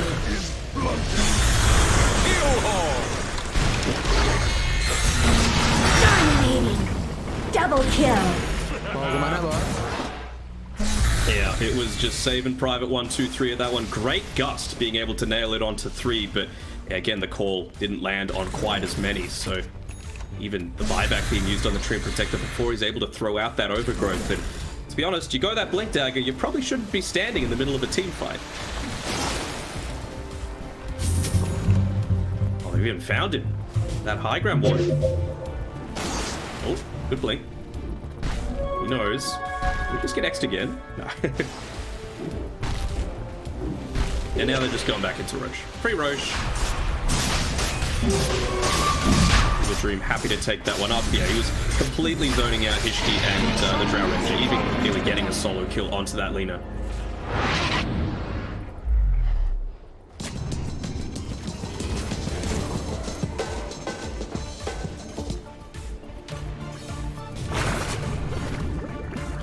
Radiant's turret has been killed. It's time. I see. Dominating. Owning. An honor for you.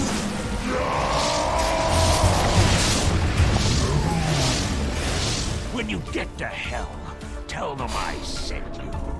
I'll be real. What's the point of having a Blink Dagger if you're not going to use it to blink in and jungling, let's Overgrowth push. to enable your Drow to live, you know? Seems a little bit odd to me.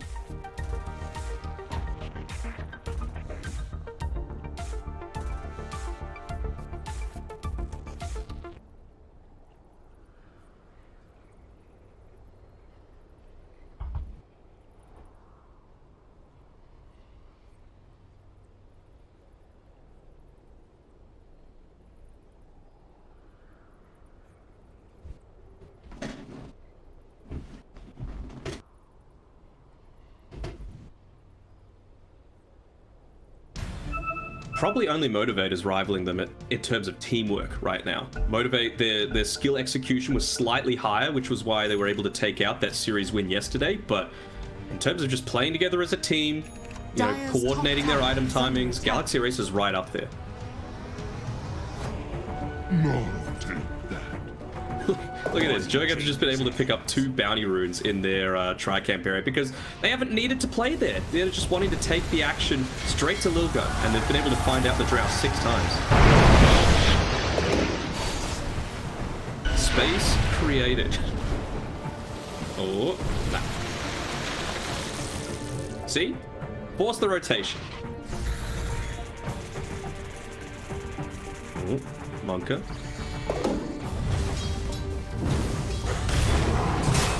Sure, why not? Treant's dead. He did use Overgrowth eventually, but they still died with the Drow Ranger. Jumper should be able to get rid of that, and oh, nice call as well. They only saved 1 with that Oracle, but they're still lacking damage.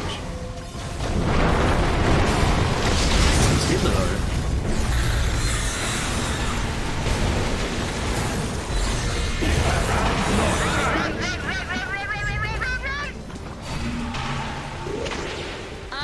You just had that quick cast on there, Joachim, right on the position to be able to get the call. And look at the Timber Source build as well. Kaya and Sanj just wanting that extra regen coming through. He realizes, look, they don't really have any ways to stop me from doing this. Do they have a vessel at all? Nope. And they've even got the Lotus Orb to be able to prevent all that. And the Oracle.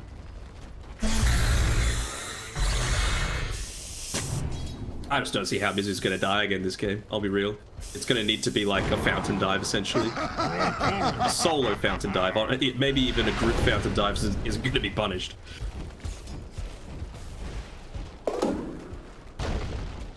Mm-hmm. Radiant's top tower is under attack. Yeah. Yeah. They're exploiting the mistakes that Lilgun made, though, right? Like, Radiant's top tower has fallen.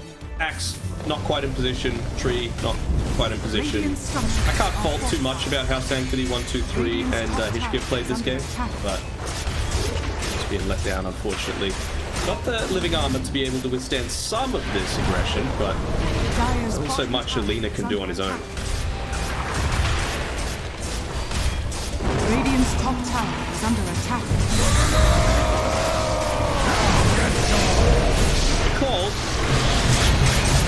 Own it. Dire's bottom tower is under attack. Radiant's top tower is under attack.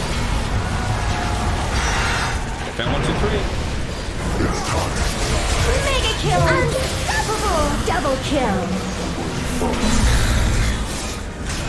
Wicked sick. Triple kill. Mega kill. Radiant's top tower is under attack. Radiant's top tower has fallen. It heals like Radiant's a top sword. barracks are under attack.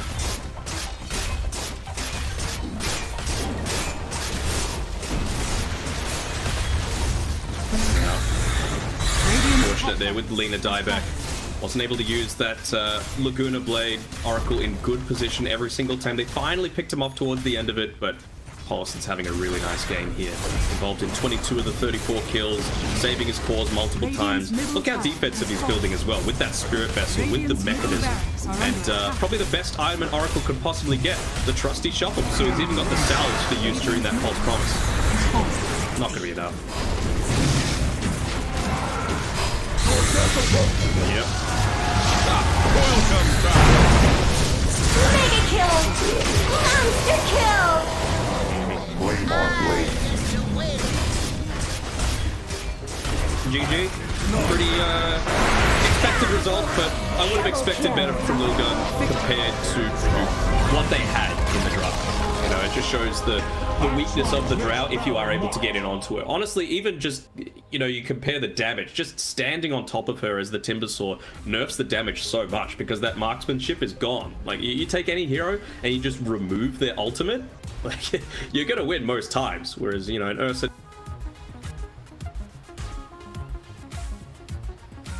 doesn't have that same kind of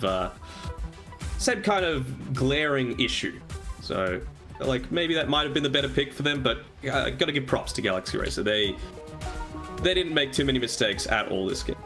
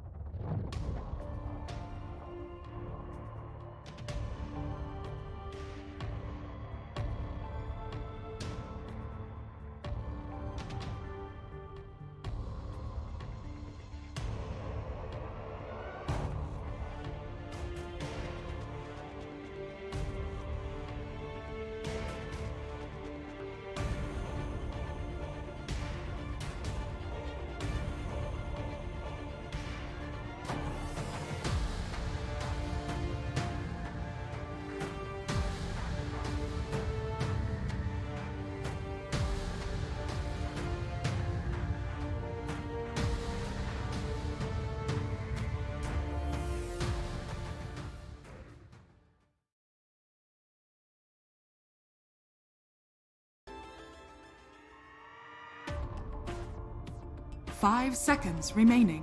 Dire team ban.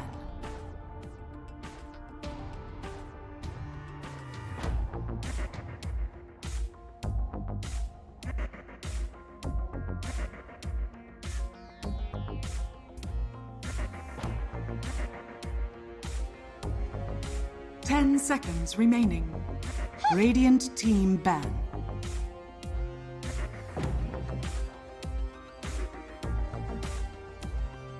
Dire team ban.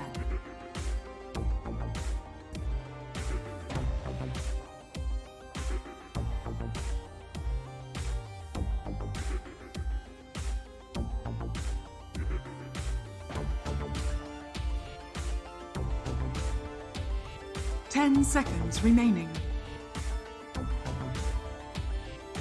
5 seconds remaining.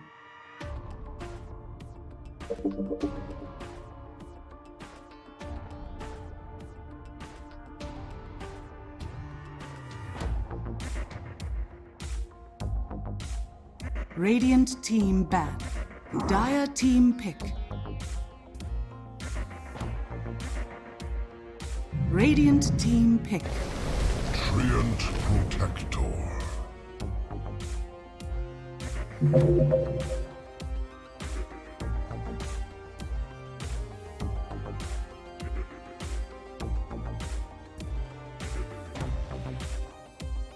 Ten seconds Radiant remaining. Team pick. Dire team. Lion.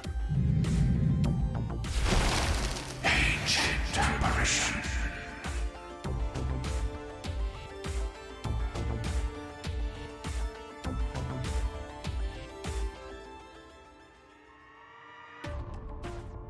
Ten seconds remaining. 5 seconds remaining.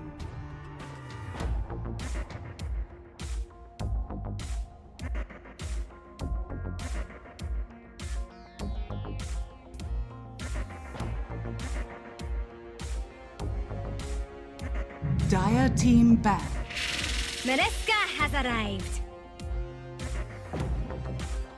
Radiant team ban.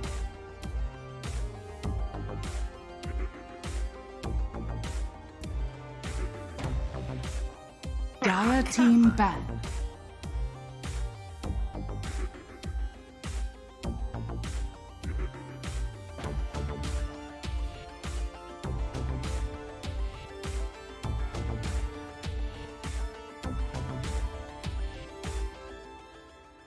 Ten seconds remaining.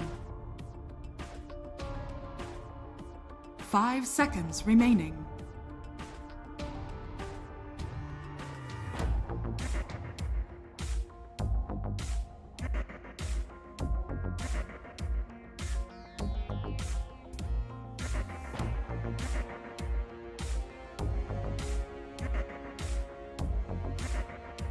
Radiant team ban.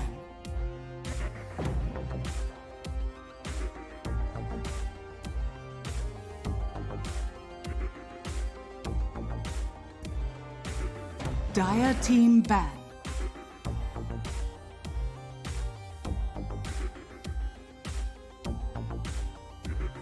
Radiant team ban.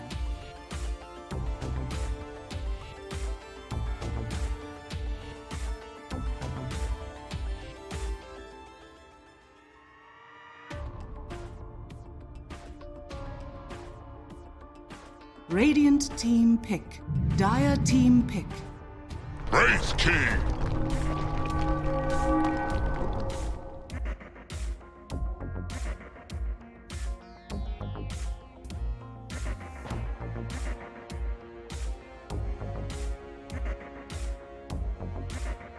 Ten seconds remaining. 5 seconds remaining.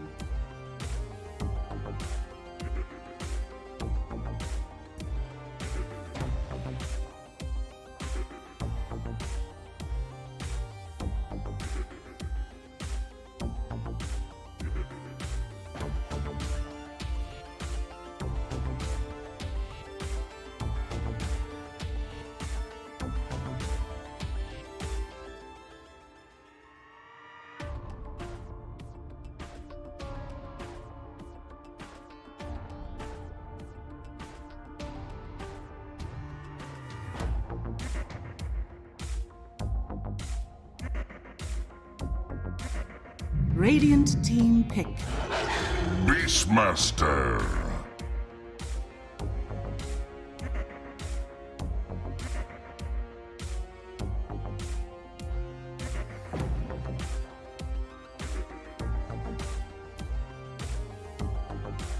Ten seconds remaining. Dire team pick. Legion Commander.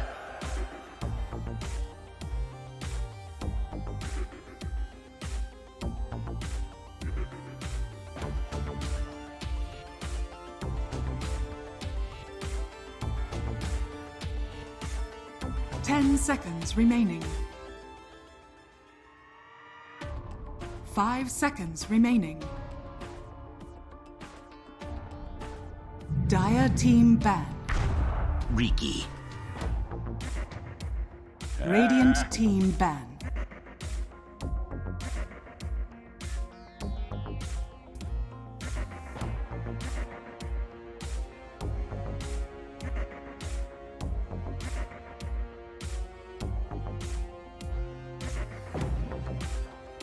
Ten seconds remaining.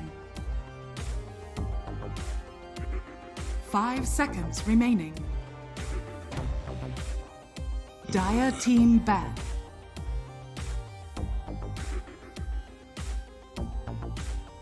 Radiant team ban.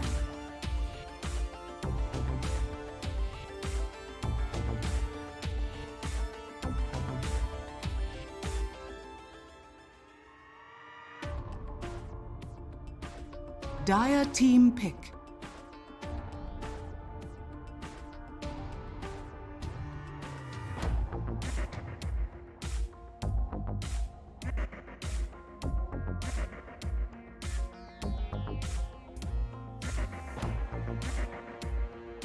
Ten seconds remaining. Radiant team pick. Medusa.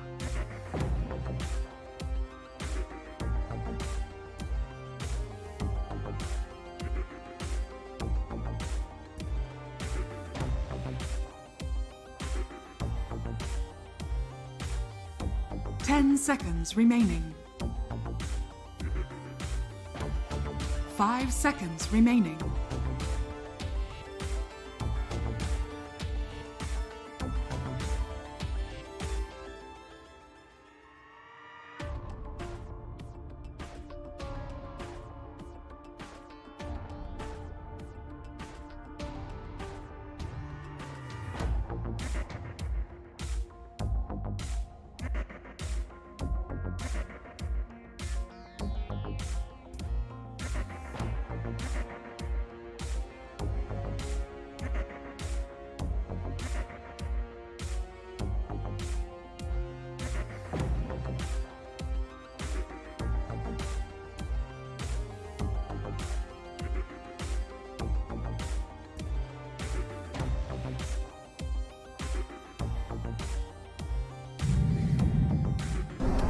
Invoker. You may now select your heroes.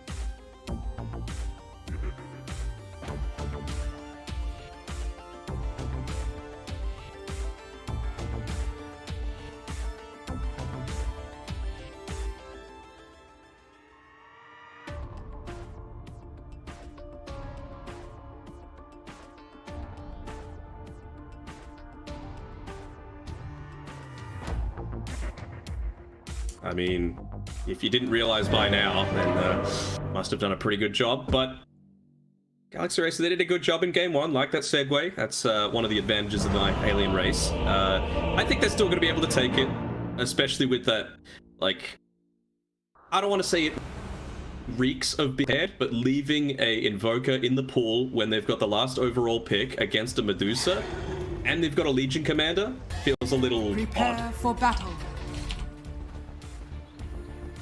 What's up?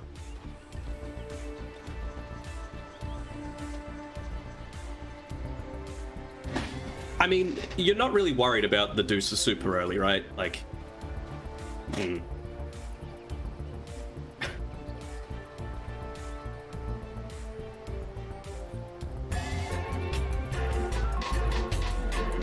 Yeah, and as well, like, a Ricky doesn't mind going into a Quas Wex either, right? Because he can just, you cold snap him, tricks of the trade. You try and tornado him, ice wall, he's gonna blink away.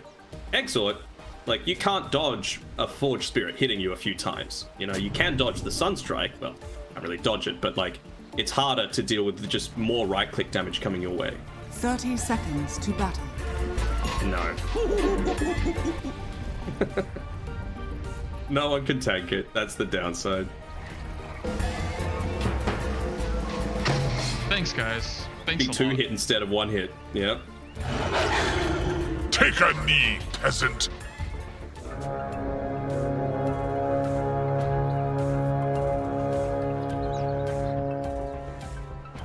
The battle begins. Oh, I don't know about them brambles.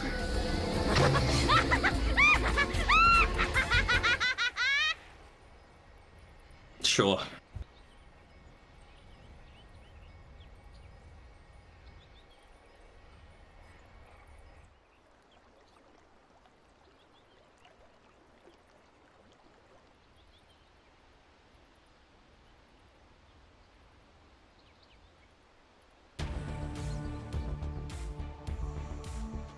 Sorry, say again.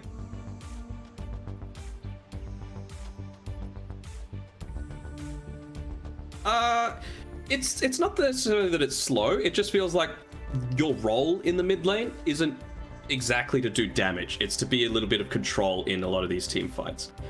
So Exort doesn't provide anywhere near as much of that. But when you've got this lineup where an LC is going to be the one trying to front line against all that sort of stuff, then you're not minding quite as much. And it's a better matchup against the Ricky this game, so it makes sense. I mean, you think about all of the spells that people are spamming out in that mid lane. It means Quaswex with that EMP is going to be super nice.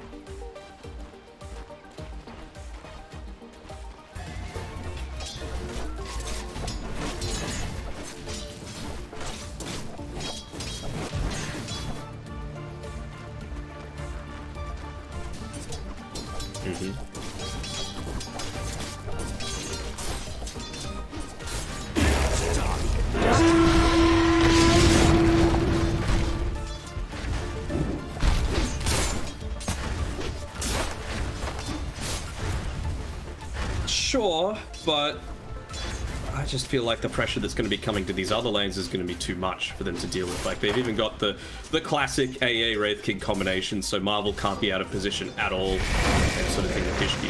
Just trying to go for a bit of a pull here. We'll actually land the Brambles this time. Take a bit of harass for it, though. You can see here Marvel has to be a little bit careful. Trying to go in for a little bit onto him, maybe disrupt this creep wave a little bit, drag them back into it. Is he done? Gets the deny off on the range too.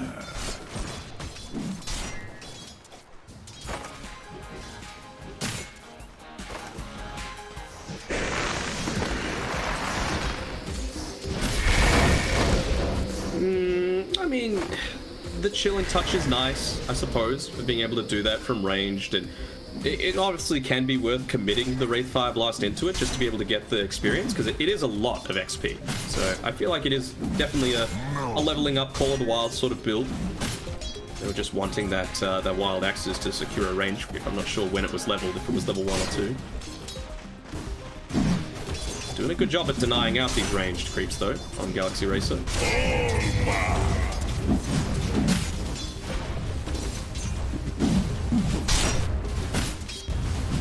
Radiant's middle tower is under attack.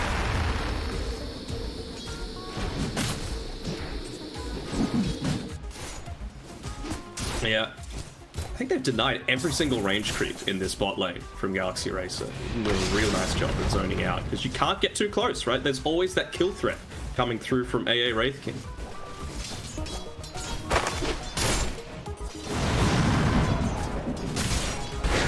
I would say probably. Medusa's always going to be playing a little bit more passively, at least until level 3 or so.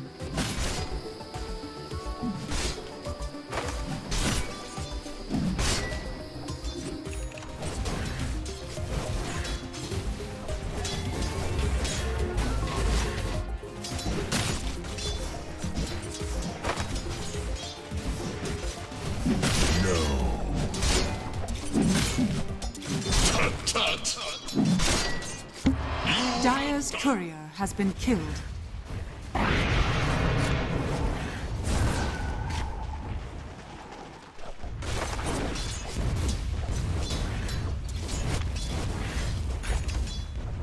And now you've even got the Forge Spirits as well available on Alacrity. So not only do you harass out Sanctity a little bit easier, you've got a lot of potential to be able to take away some of these last hits from you. You know, you've just got that extra 32 damage that you're able to pump into them. So Sanctity is actually doing a really good job in this lane in what's essentially a 2v1 situation to still make sure he's getting a healthy number of denies and you know, making sure he's using that Blink Strike for the last hits as well.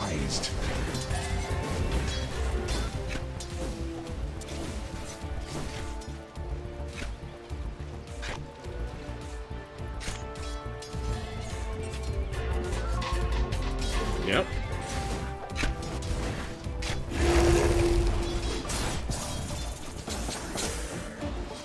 Radiant's top Easy tower money. is under attack. Tree does not want to leave the lane at all, right? Like, you're slow, there's no trees nearby, so why would you ever want to leave? And it doesn't feel like Dark Willow's kind of in that position either, considering how this bot lane's gone.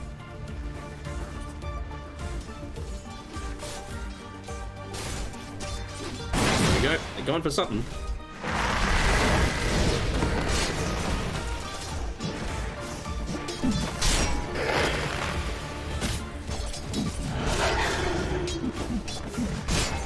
Dire's bottom tower is under attack. We are grateful. Thing is now, he just cannot come into the lane, otherwise they're just going to go for the same sort of kill attempt again, and that's when the Sun Trek will come out. Hollow made sure as well, once it was clear they couldn't get the kill onto the Beastmaster, to focus down that boar. So I don't think they've ever had a situation where now they've had two boars in the lane at the same time. Sometimes that is when you can start to get a little bit more aggressive with your posturing. No thanks.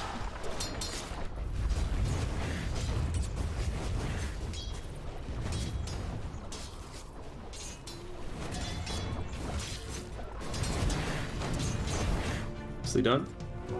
Death's Bounty rune on his... He's gonna walk back. Doesn't have any regen. I mean, you've got a Dream Protector, but still leveled Mizu. Oh, the punch! The punch!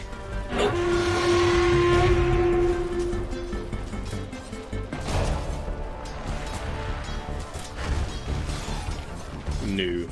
Would you say it's looking dire? Sanctity was praying for a regen, but it's just a crappy little illusion. Especially when you're low HP, those illusions feel even worse. Feeding a little bit of extra gold over to Alacrity, actually. He's like, alright, plus 12.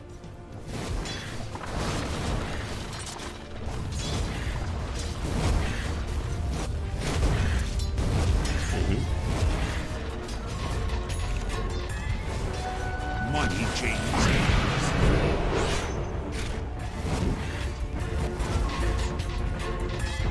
One downside of this Exort Invoker is that, you know, you're not going to have that EMP. So, First blood! It is only right that the first good soil here.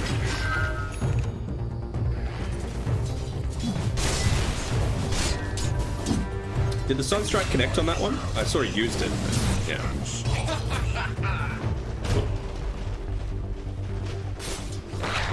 Yeah. not a... Ooh, he's got the X-Sword as well. It's greedy, but the laning stage has gone so well that I don't think you're super worried about it. And again, you just want to be able to scale into this scaling lineup that Adusa has.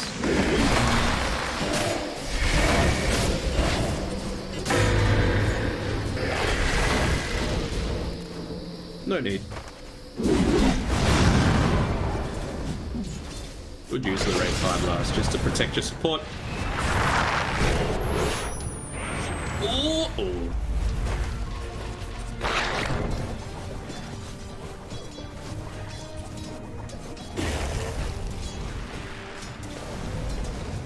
Mm-hmm.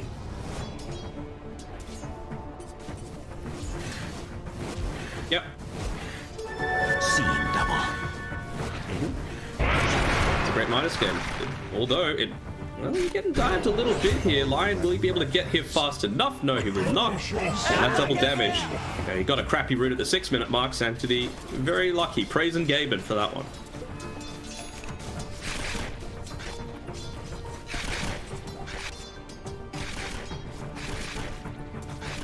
Dire are scanning.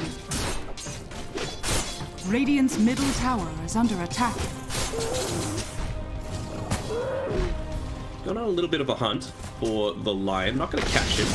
So he's standing quite close to Ace. You can see as soon as it's revealed, Sanctity abandons his pursuit and instead going towards that bot side of the map. Marvel doesn't have level 6 yet, so they don't have that raw setup quite yet.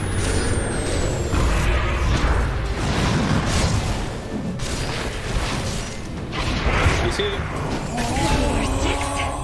Dire's middle tower is under attack. Stop juggling. Push.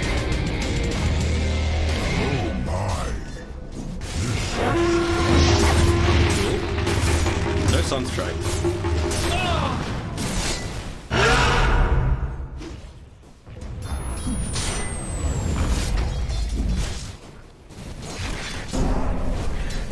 Yeah, a rare instance of poor coordination, and you've actually got 3 heroes mid now. The Ice Wall's going to help, but you're on a hiding to nothing, I feel. Okay. Dire's bottom tower is under attack. Put me out.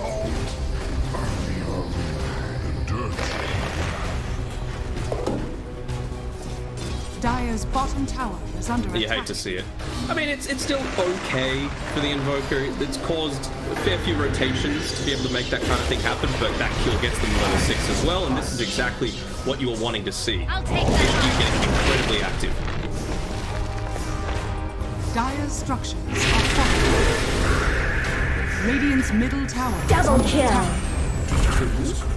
That was never going to end well for you.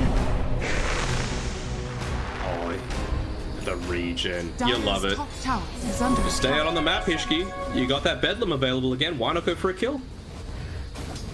And the Fairy's Trinket, probably, you know, we talk about Tiny as one of the better heroes for it. I would say Dark Willow, level 6, is the best hero to have that Fairy's Trinket available. Dire's top tower is under attack.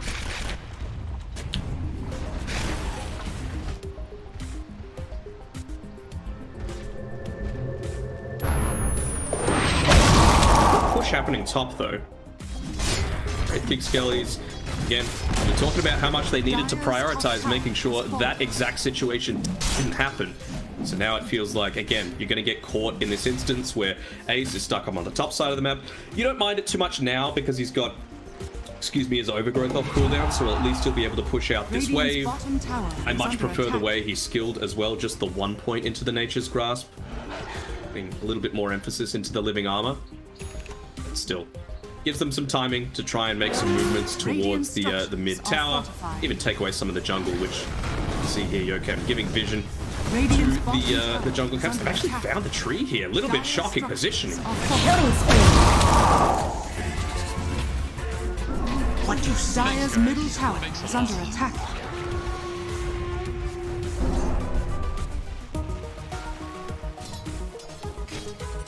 No, he didn't. They had the Ice Blast available, but they used Finger again.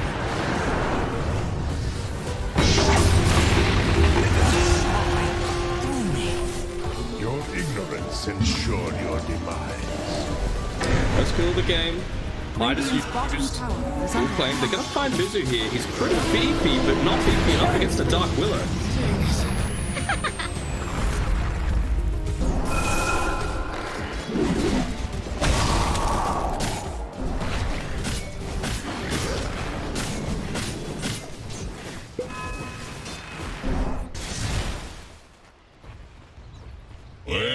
A little Forge Spirit Gold into them as well on Alacrity, so it's gone all right for him. I like the fact that he goes the Wraith Bend as well for that extra attack speed.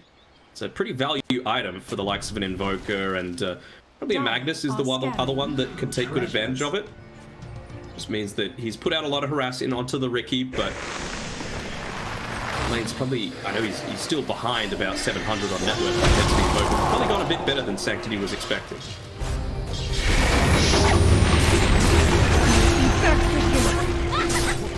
Radiant's middle tower is under attack.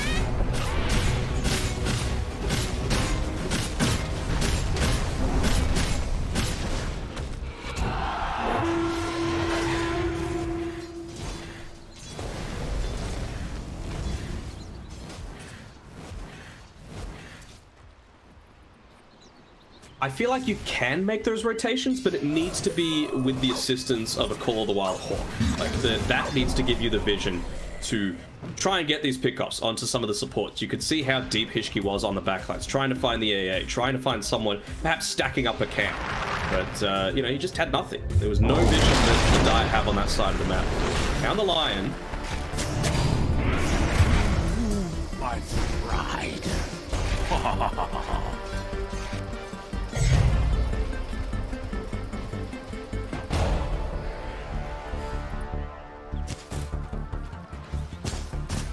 Gonna be a nice little power spike as well. How's Deuce's farm going as well? Not too bad, actually. 1, 2, 3. Keeping up after, we were saying, what was it, 2 CS in lane or something like that? Pretty early on, about 3 or so minute mark. Not too many stacks built up for him, though. That's the downside of having this this tree that wants to stay in lane, as well as Hishki trying to make some kills happen on the other side of the map. So perhaps the burst, the flash farm is going to be somewhat slower than you know, we've seen in other Medusa games. But already having one component of that Ags is nice. Actually, she went and finished up the S&Y. Needs a lot of farms still.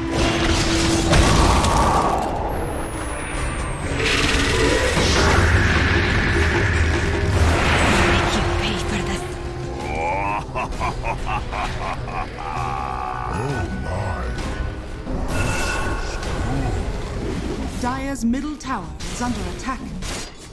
Yeah, they wanted the scaling as well, right? Mizu was terrorized somehow during the duel. He was in the air as the duel actually connected, so he wasn't doing any right-click damage. Willow thinking, you know what, I probably can't just right-click him down. So, enabled them to get it. Now you've got the Radiance completed as well. I mean, your Dream. He's having a pretty good game himself, keeping up with the Medusa. You get much more active as well, using those skeletons to push out. Just at level 12, but that's not going to mean anything with that diffusal blade coming through. Is under attack. Only the death can kill We have revenged him. Such vitality is wasted on the young. Dire's middle tower is under attack. And you are right, Alacrity has not left this lane. He's just been farming continuously. He popped the Alacrity ability onto the siege creep there. Now able to take out 2 pretty early towers against a Treant Protector. So big wins so far for Galaxy Race. We talk about that Aghanim Scepter progress on the Medusa. Alacrity's only 500 gold away from his. Dire are scanning.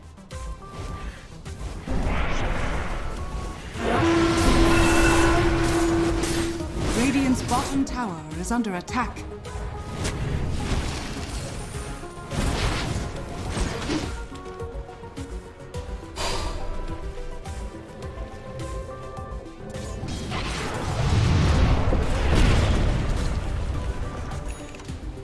That's Sunstrike. I mean, sorry, Cataclysm finished up. He's under the cover of smoke, puts a couple of Forge Spirits in the lane to keep Dire's it pushed top out. tower is under attack. And they're keen to make something happen. You can see the smoke happening at the exact same time with Mizu and Yokem Dire's making the structures rotations. are fortified. Polo. Dire's Who are they gonna top find tower out? is under attack. Sanctity not quite in position to be able to pop that. Did they have any detection? Do, just on Yokem though.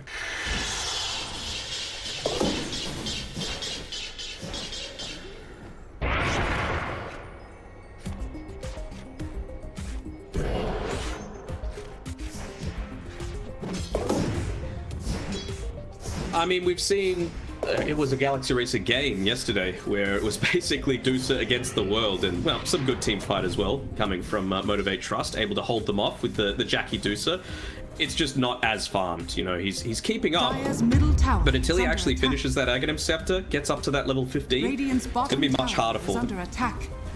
Radiant In the structures glyph, will we are see the fortified. mass TP rotations come Dire's in? middle tower is under attack. Just the one for now, not overly committing. Realizing that, look, realistically, all you need is the Legion Commander Dire's top tower is combination under with that attack. Cataclysm. No, Sanctity's here. Radiant's bottom tower is under attack.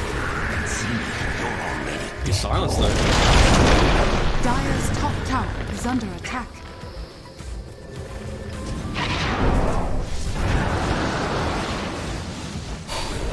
Dire's courier has been killed.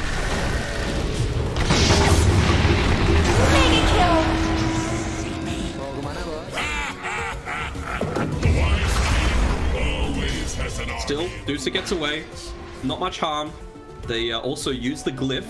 Tower's still down to half HP, so I don't know about these Beastmaster units farming these camps. This has got to be 1-2-3's farm.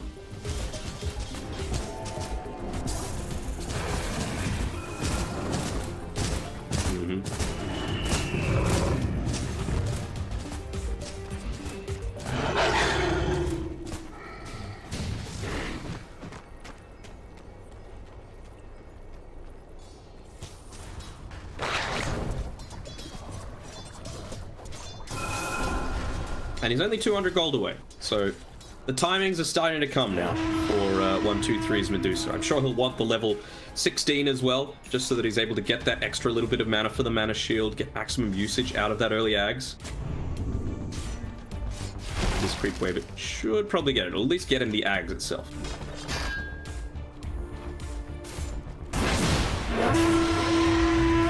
The dicey position to be in.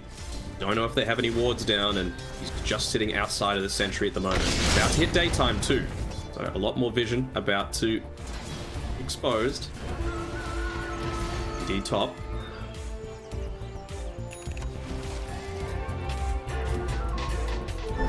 Radiant's bottom tower is under attack.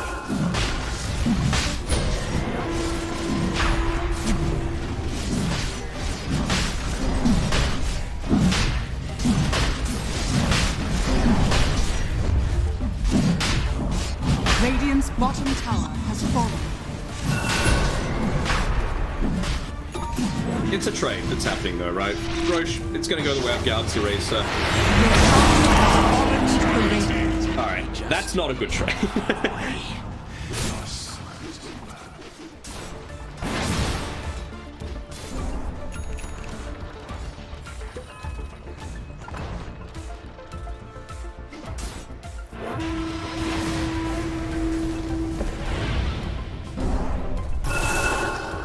Dire's top tower is under attack.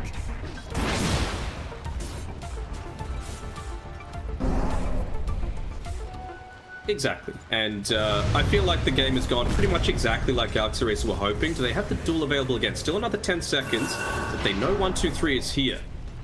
Walking around with that mana shield on, oftentimes you see Invokers for whatever Medusas for whatever reason not do that. He's going to be playing it safe. Level 16, it's maxed out, he's got his Ags. What can they do with it? Maybe just wanting to wait for that sleep dart as well from the Ricky. Just to be able to provide a little bit of extra control in the team fights, particularly for someone like the Lion or the LC. I'd say the LC, actually.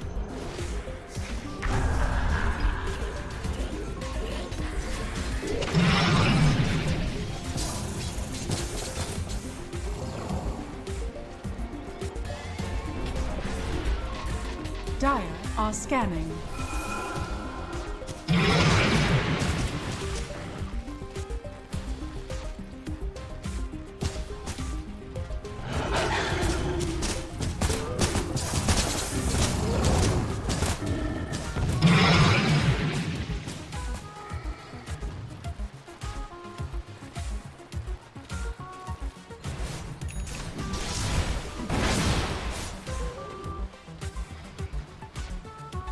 Exactly, and you know, they've got the luxury of this Aegis, they've got their farm, their base level of... Oh no, that is actually huge. They get the snipe in onto the courier because he was in the tricks of the trade, so the creeps just went ahead and hit the courier instead. But that's actually enormous. Like, it was pretty even. Now it's Galaxy Racer favored heavily because you don't have that team fight control. And they're just playing together. You want to be able to find the backlines.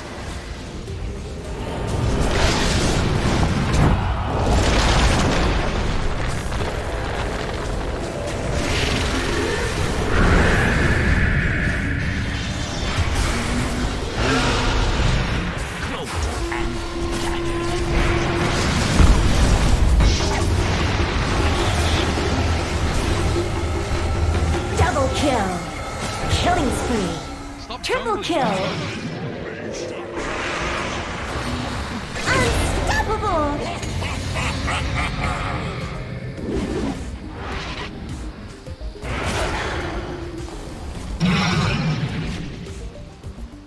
And that's the use of that Beastmaster Hawk, right? They had complete understanding of that area. They're thinking, oh, they've got a ward up there. Nope, you're just against a Beastmaster. So that ping coming through Alacrity, not correct this time around. And yeah, just choosing an odd place to be. You know, you're against a Treant Protector. You're against a Beastmaster. You want to be out in the open, away from any of these, you know, backline engaging possibilities.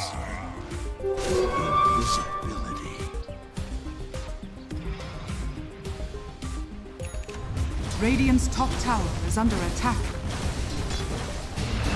Dire's middle tower is under attack.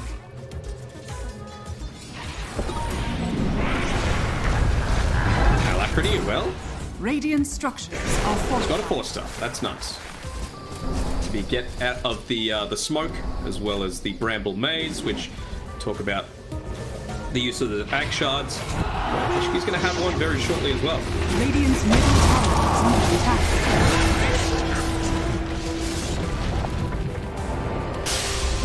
Nowadays.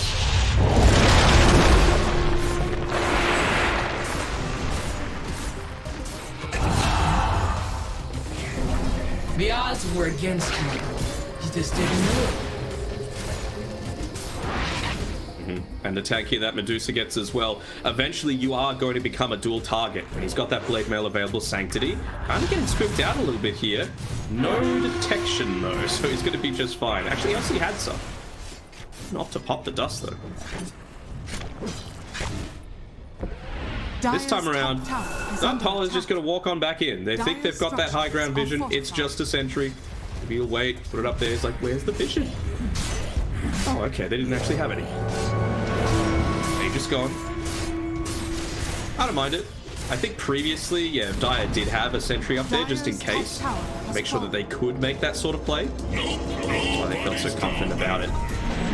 T2 tower down, jungle controlled.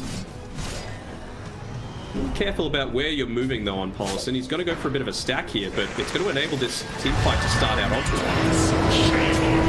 Radiant's middle tower is under attack. It's on 2.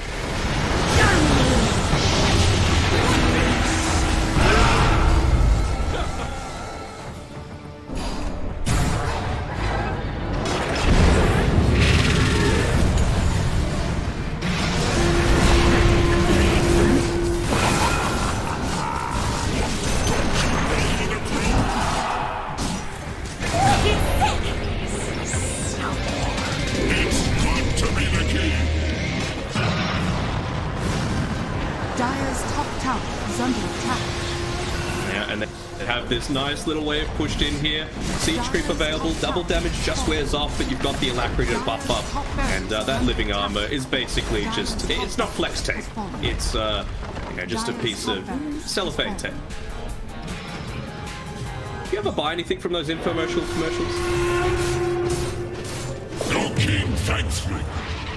I mean, not anymore, but maybe it was different back in my day. But Joe Game, he's probably going to feed his life away here. Nice use of the sleep dart as well to make sure that there wasn't that press the attack able to be used. Null Talisman. Thanks, guys. Thanks, guys. Thanks a lot.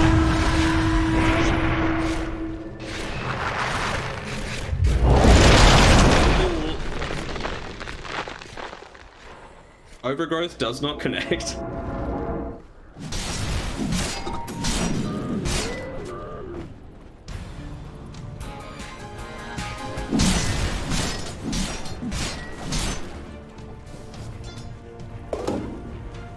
Dire's bottom tower is under I've actually attack. bought one thing off of a TV shopping ad, and I've never used it.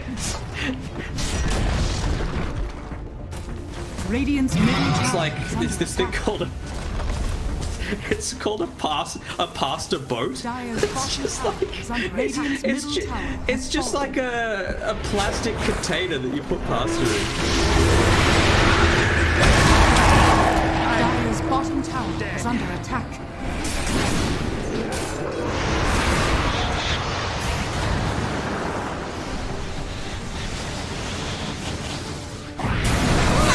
Kill! Was bad.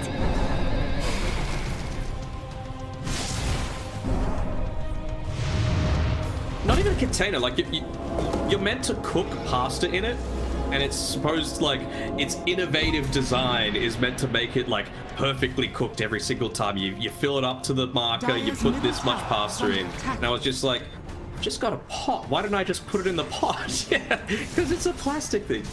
I think Dire's structures are fortified. I was hungry at the time. It's kind of like the same sort of thing where you know when you go to the shops and you're hungry and you look at your bags when you get home, and I'm like, why did I buy all this crap? Dire's middle You know, I tower should have just has gotten fallen. a burrito or something at the shops and then gone and done my shopping. Money changes.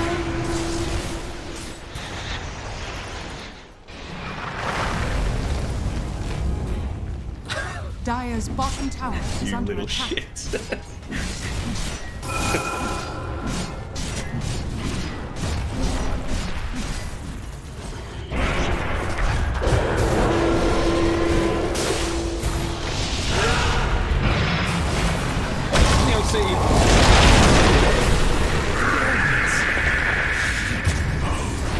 Radiant's courier has been killed.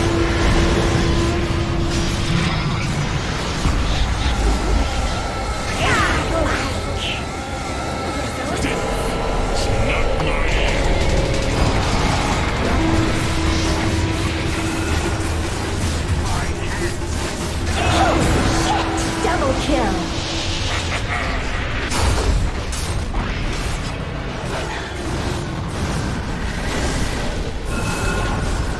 Dire's bottom tower has fallen. Holy shit! Triple kill. Dire's bottom tower has fallen. Dire's bottom barracks under attack.